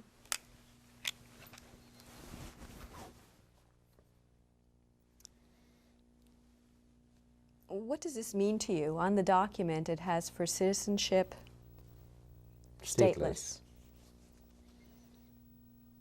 Well, it meant that I was a man without a country as far as legality is concerned. Even though I had served in the British Army and Navy, I was considered a stateless person born in an enemy country. In England, it doesn't work the same way it did here. I think in this country, if a serviceman served for so many months, he could become a citizen right away. I didn't become a British subject until 1947. This document is about your promotion, and why do you think you got the promotion? I worked very hard. I was very dedicated.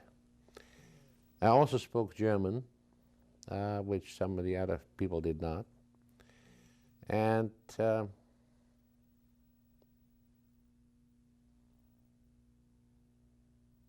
I mentioned a little while ago that my policy of giving self-governance to the displaced persons worked very well, which apparently was appreciated by people, and also seemed to manage to get confidence, obtain confidence from the DPs, and apparently it was recognized. In reference to the issue of being stateless, how did your own personal situation help or hinder your work? It did not hinder me or help any. It didn't make any difference. I wore the uniform of the United Nations, so it didn't make any difference. Did it make you understand how the displaced persons were feeling? Were they also considered stateless? Not really, no. These people didn't have passports. They were survivors, and they were still considered nationals of wherever they came from, except the Jews themselves were considered Jews, of course, because regardless of where they came from in Europe, they were Jewish people. And I'm sure some of these persons felt they were stateless because they knew they were not going to be able to go back to where they came from. Please identify this document.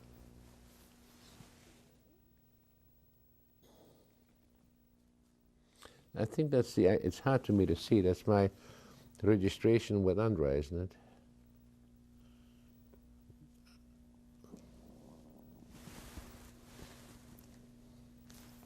Let me try again.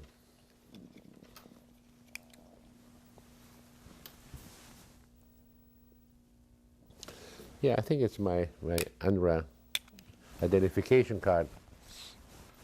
And it says that you're not subject to military law.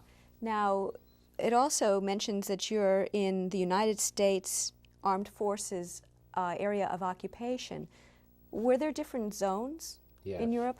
British, French, and American. And what was it like working in the American zone? Was it different from being in the British zone? Well, the American military were in charge of the American zone, and the British are the British, and one part, and the French are another part. I liked working in the American zone. Why? I found Americans generally very good to work with. And I think they were better organized than the other areas. Can you explain a little bit this interaction between the military and then the civilian authorities? UNRWA had some authority. Well, we had officers' privileges. Like when you became a director of the team, one had privileges of a lieutenant colonel, but we didn't have the insignias. The military generally was very cooperative. Some individuals were not. But it was difficult for the average American to realize what was going on. Displaced persons, some of them were pretty ragged-looking characters. They had suffered a lot. They looked terrible. They were demanding, you know. They've been really, and so some American occupation soldiers, found it much easier to get along with the Germans, who all looked nice and clean and didn't create any problems for them. But in my area, Colonel Stenzel was the military commander, and I got along with him pretty well. Your promotion gave you authority over how many camps? 5. Do you remember the names? Oh, I'm not sure anymore. Velmaiden, Herzog, Hessisch Lichtenau, Gold Cup, and there was one more, I think. I don't remember it right now. Do you know, can you describe what the camps looked like? Well, before I came, the army had taken over certain German buildings. They were either factories or military installations or big farm buildings for the use of displaced persons. Everyone looked different. And who was in these camps, in the camps that you had authority over? They were Jews and also a couple camps with Baltic nationals, Estonians, Latvians, and Lithuanians.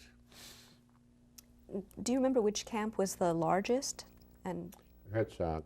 And about how many people overall were you? I think about 10 to 12,000.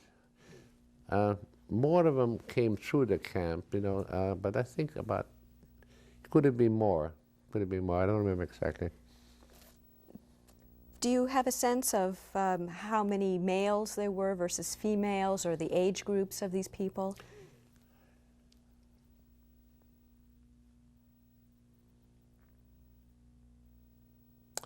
I used to know, I think that surprisingly there were more males at one time, because many of the males who were in the camps, in my camps, were had served in the Russian army. They were escaped from Poland, from the Germans, and joined the Russian army. They survived there. So I think there were more males. Also, some of the women and children were exterminated, and some of the men lasted long in the concentration camps. Can you tell me what the relationship was between the people in the DP camps and the German citizens? I didn't, you know, spend too much time being concerned about that. I was concerned about them, the DPs being taken care of. I'm sure the relationship was not that great. The Germans were, of course, afraid, and they were in denial. They didn't want to admit that anything happened, even though there was a small concentration camp quite close to where my camps were.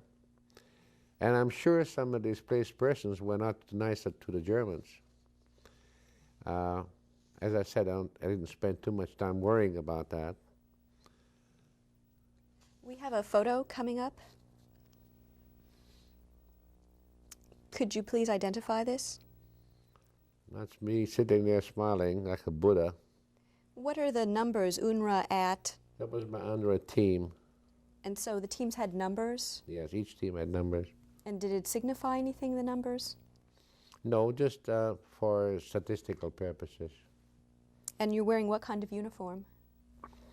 There I had a combination of uniforms. Which are? Well, I had Russian boots and American jacket, a British shirt, and American khakis rolled up.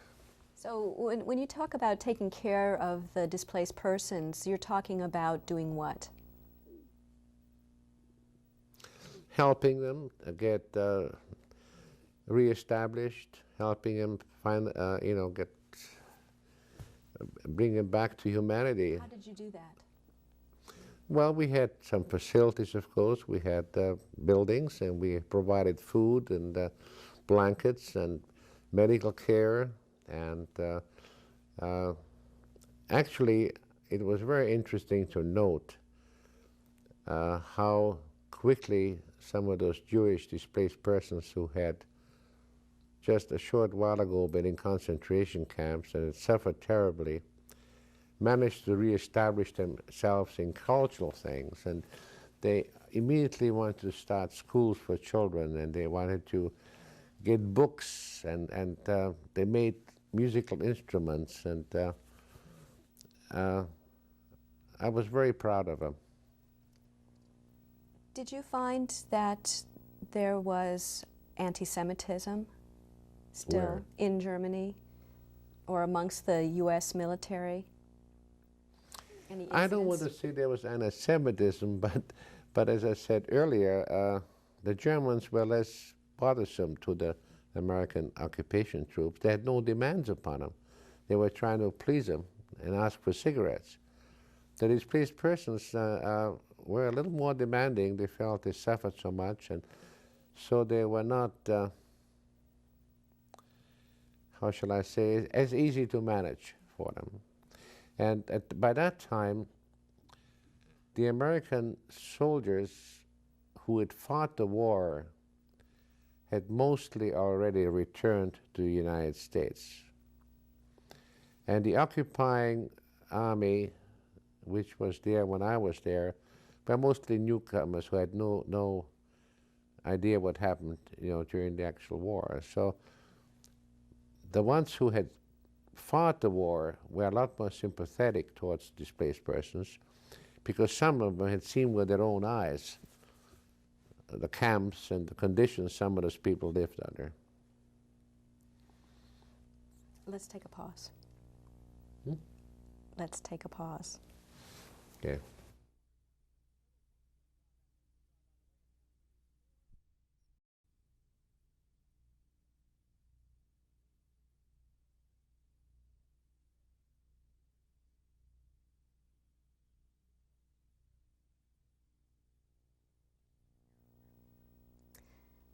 We ended by talking about the relationship of the displaced persons and the German community. Were there displaced persons people living outside of the camps? No, but they were able to move, and they could walk around. And They were could leave the camps. They were not forced to stay within a camp. They slept there. Their home was there. Temporary home was there. and who oversaw the discipline in the camps when somebody? Within the camps, we had established our own police force, which was consisted of former members of the Russian army, survivors from that, and we had our own police chief, a displaced person, who was responsible to us, the security officer on my team. If displaced persons committed crimes outside the camp, and when you have thousands of displaced persons, there are a few crooks amongst them and a few burglars, or a few people who will do things which you shouldn't do, then they would be subject to the military court outside the camp. And the military court judges in charge of the area there were usually American officers. In my area, there was a Chicago policeman who was had a temporary commission to become a judge in the occupied zone, and he was a major, I believe. And as a matter of interest, I found that displaced persons who committed a crime, like stealing something, outside the camps, got sentences 10 times as severe as German thieves did. So one day I attended the court where the judge was presiding. He didn't speak a word of English. His interpreter was a very pretty young German woman. I later found out she was his girlfriend. He was an older man who in the normal circumstances would not have been able to have a girlfriend like that. And she translated for him with a prejudice against the displaced persons. Were these Jewish displaced persons in particular that she had? Yes, yes. And also the Baltics too, any displaced person. And so I raised hell in my own way, and that procedure stopped pretty quick. The girlfriend disappeared, and the judge was moved to another area I don't think he knew what hit him, but because I spoke German and understood German, I could hear what was going on. So I'm still happy about that now. What makes you happy about it? Well, that he, they didn't get away with that sort of treatment. I would like to turn your attention to the large album on the table.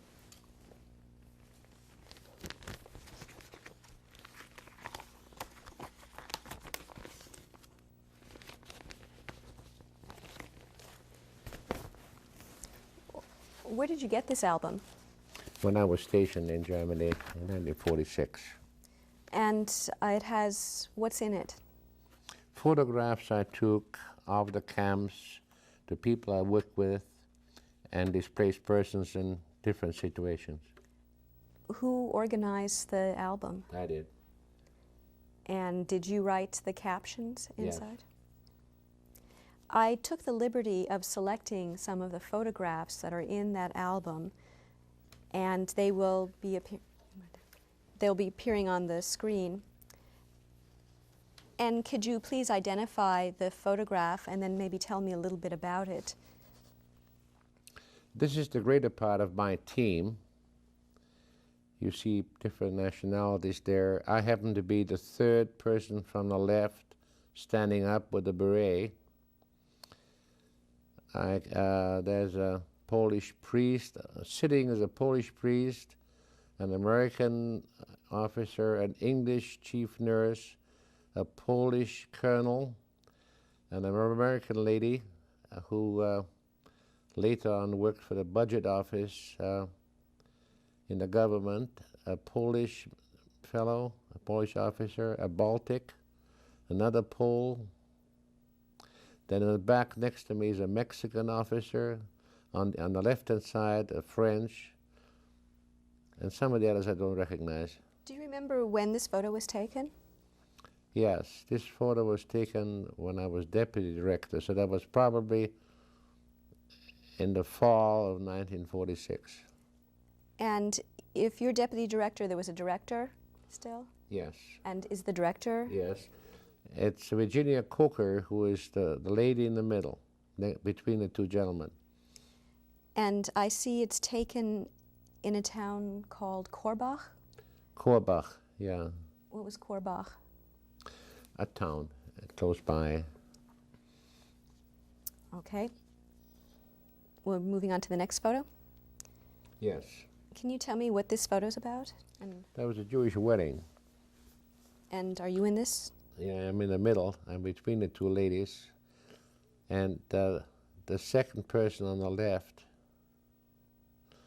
is Colonel Stencil. And the one is the bride, I guess, and the future husband on the colonel's other side. Okay. The colonel is between the two of them right now. Next photo.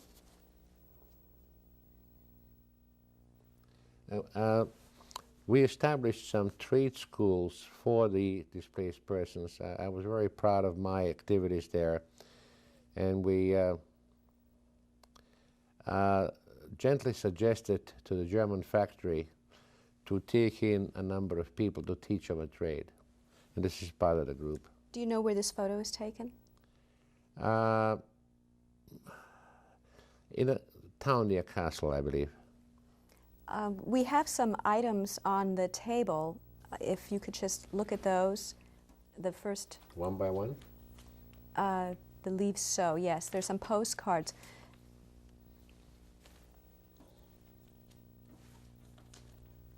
And some other stationery. A lot of it is printed material. Can you tell me where these printed materials came from? You want to pull out some of the postcards for me? Pardon me? Would you remove the postcards from the folder? This here? Yeah.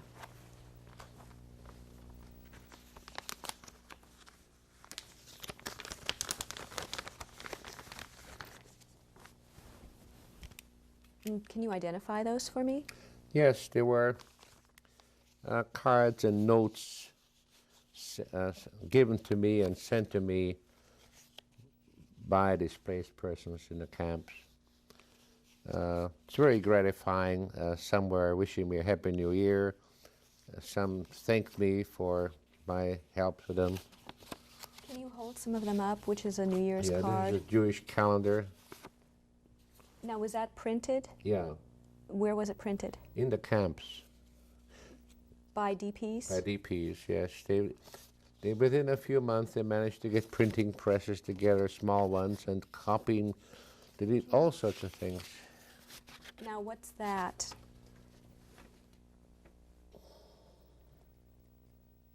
That's an invitation to a wedding, which on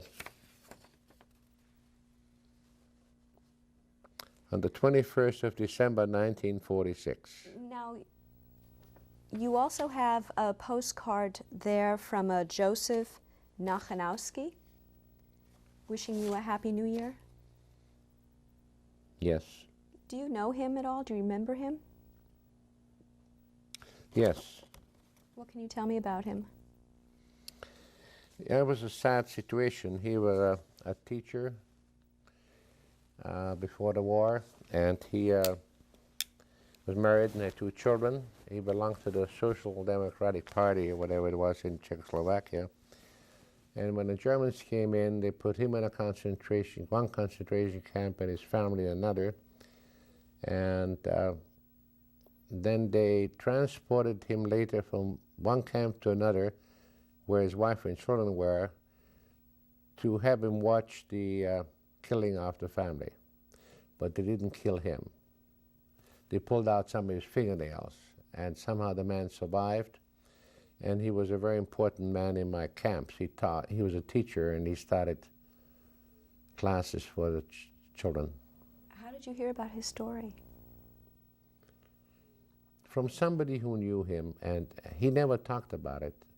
And when I confronted him with it happened to be that man. You confronted him? I confronted him with what I heard from the other person.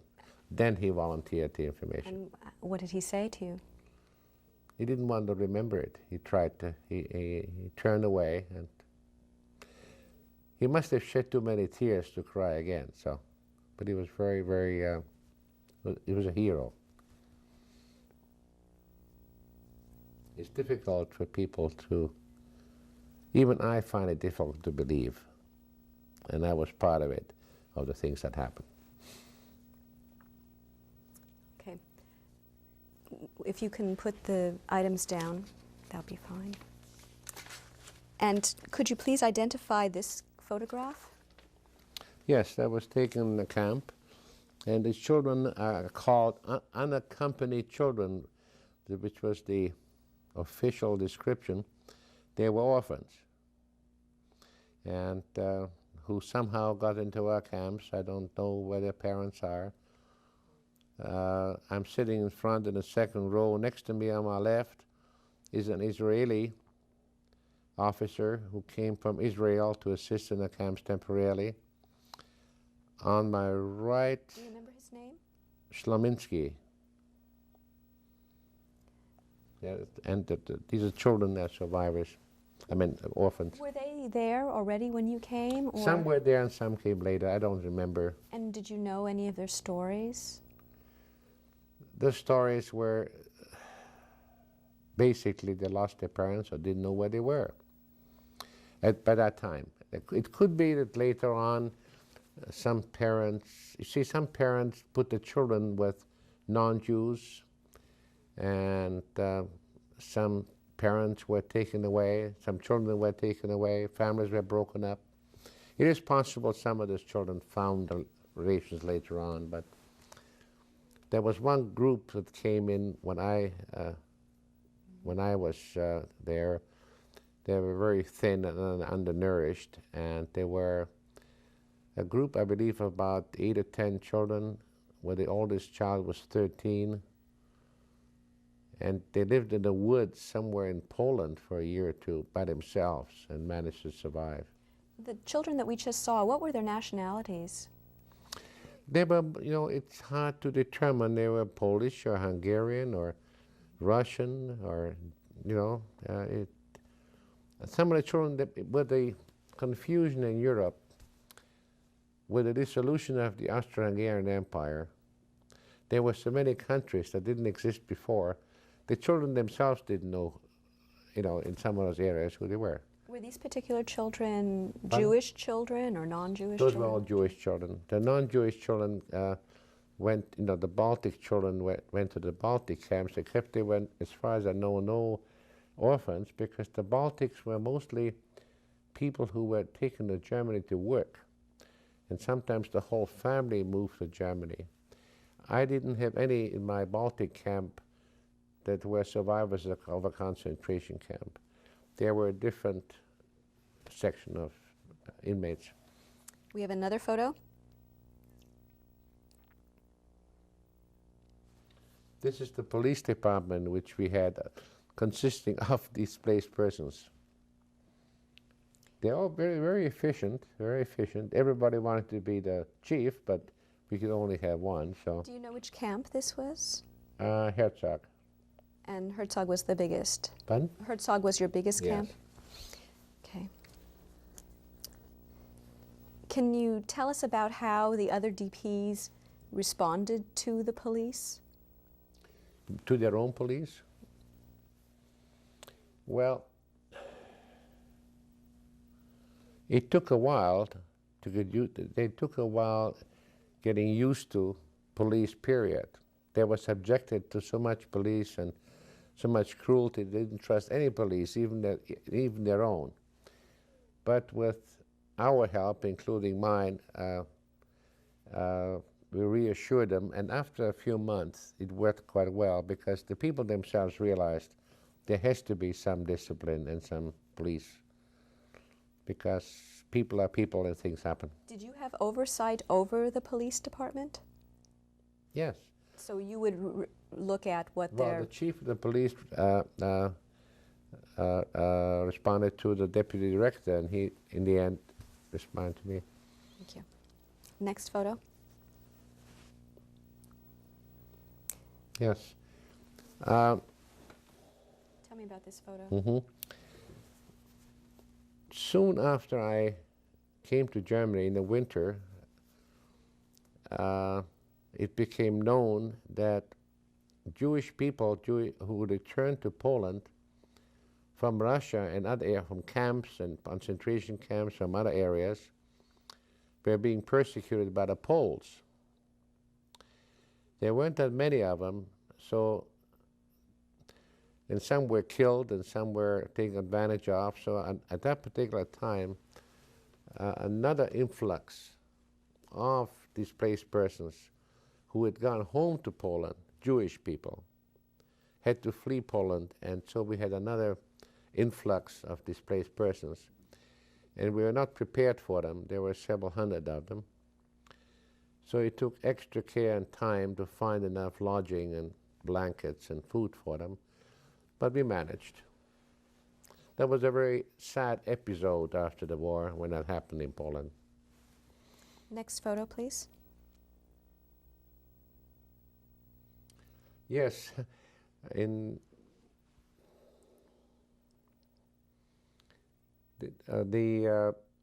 there was a great desire by most Jewish people in Europe, especially displaced persons, to open up Palestine for Jewish immigration, because there were hundreds of thousands of refugees who didn't know where to go, and they wanted to go to Israel. And that's when the British were taking their time in permitting that sort of thing. So they started, they used their freedom of operation by making placards and posters and marching and protesting in favor of opening, of Israeli independence and opening up for immigration to Israel.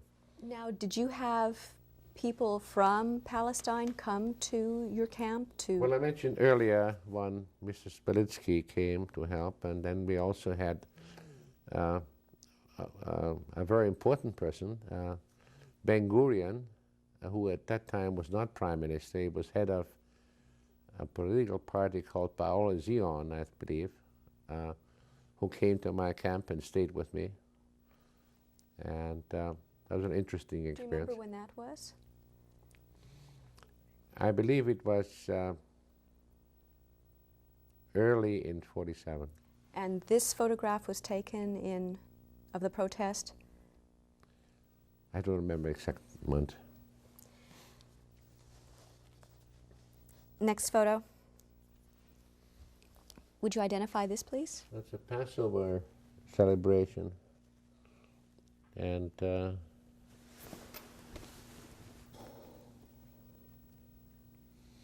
well, that's all I can say. I don't remember. Can you tell me again, what is this a celebration of? I think it was Passover. I don't remember. It says Passover in Rochelle, It was 1947. Passover, yes. And are you in this photograph? I can't tell. I don't see myself in that one. Now, did people in the camps know that you were Jewish? Not initially, no. Did you tell people or just single out people who you would tell? That I'm Jewish or not? Not for the first few months. I decided it was better policy not to admit I was Jewish because I realized there were so many different directions they were going to go and so many demands. And I felt if I would tell them I'm Jewish, different sections within displaced persons Jewish displaced persons would want special consideration. Once I felt secure in the behavior of the displaced persons and their relationship to me, one day I made the announcement. And that was a wise move. If I had admitted it right away, it would have been difficult. Next photo, please.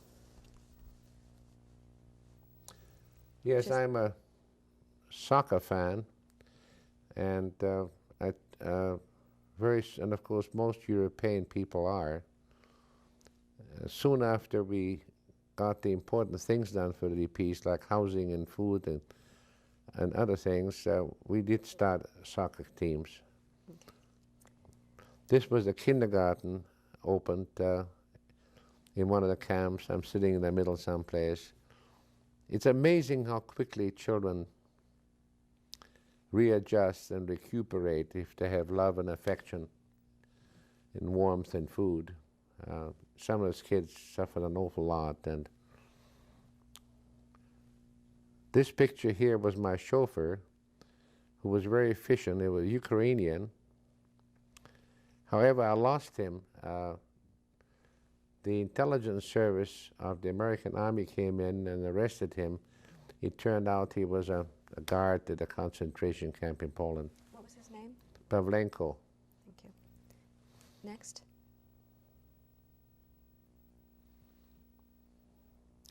This was the group of kids who lived in the woods for a year or so by themselves. And you can see they still have traces of malnutrition. Thank you. Next photo. That's when the clinic we opened. I had quite a bit to do with that one right in our camps.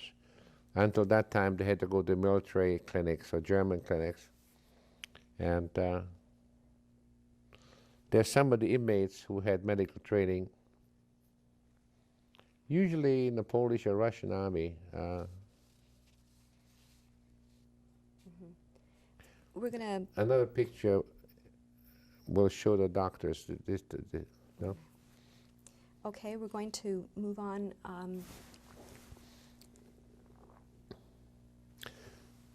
There's a photograph which is part of an album which was given to me by the displaced persons From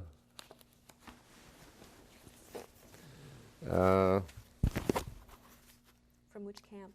whom I enrolled in training and trade schools in appreciation for the fact that I did that, and they gave me this little album here in memory of my efforts, I guess, which is very dear to me, because I was able to help them. Can you identify this photograph? That was the school personnel of the school Herzog, with Smolinski, the Israeli, on the extreme right in the front row. And he did help an awful lot with the education part. He was an educator from Israel. I would like you now to pick up a letter there. It is actually a translation of a letter that was sent to you from a person in the displaced persons camp that reached you in England. And I've taken the liberty of translating a portion of it, and I wonder if you would just read it to me. I translated it from the German into English. I should read what you were translating. Okay. If you could read also when it was written and... This is from the religious leader by the name of A. Schwebel, written in Camp Golkap on the 2nd of September 47. I'm sorry, on the 9th of February 47, to Mr. John M. Rock, London. Dear Mr. Director, I allow myself to write to you in the hope that you will see this, because you did not say goodbye. I'm writing to you to thank you. I thank you for all you have done for our Jewish DPs. I can tell you that we are missing you. Every time I pass your office, I must stop and look through the window, and I cannot overcome my desire to look for you. When you received that letter in London, how did it affect you? Do you recall it? With joy. However, I felt that I did what I felt I should do. Even if they had received no thanks, I would have still been happy to do it. When and why did you leave UNRWA? Well, I felt at the time that the major part of my work was done. UNRWA was changing to the International Refugee Organization, and things becoming more organized. And I was in uniform for so many years, so I decided I did whatever I could, and it was time to move on.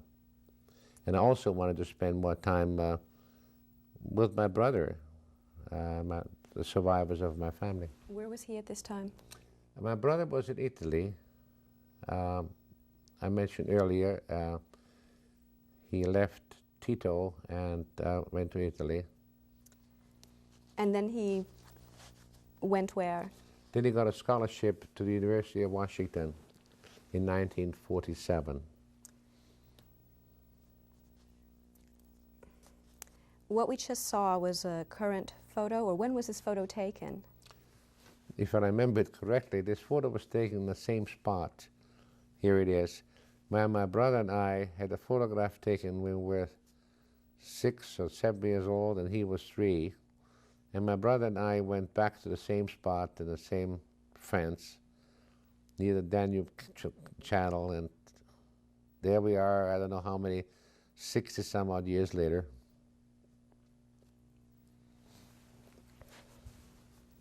Where we used to play soccer with tennis balls or anything we could kick.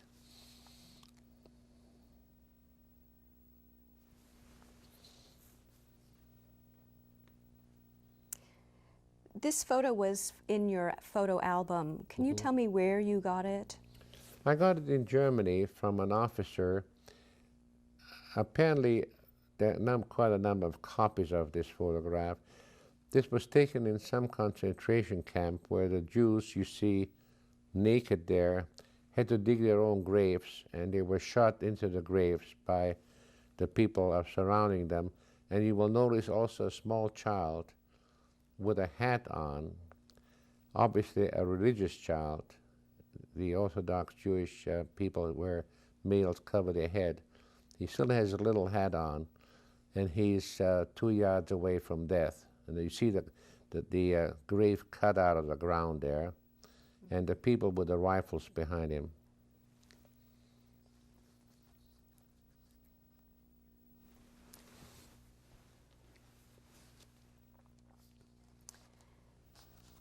After England, when you went back to England, you married in England. And how many children do you have? I have 2. And their names? Terry and Michael. These are stepchildren here. I have two stepchildren too.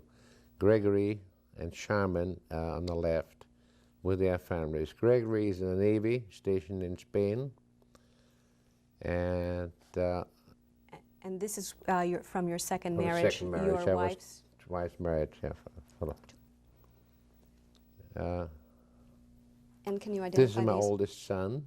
And the top photograph? The photograph with his wife and my oldest grandson, who is 21, and two girls, her children. And below is my youngest son with three children.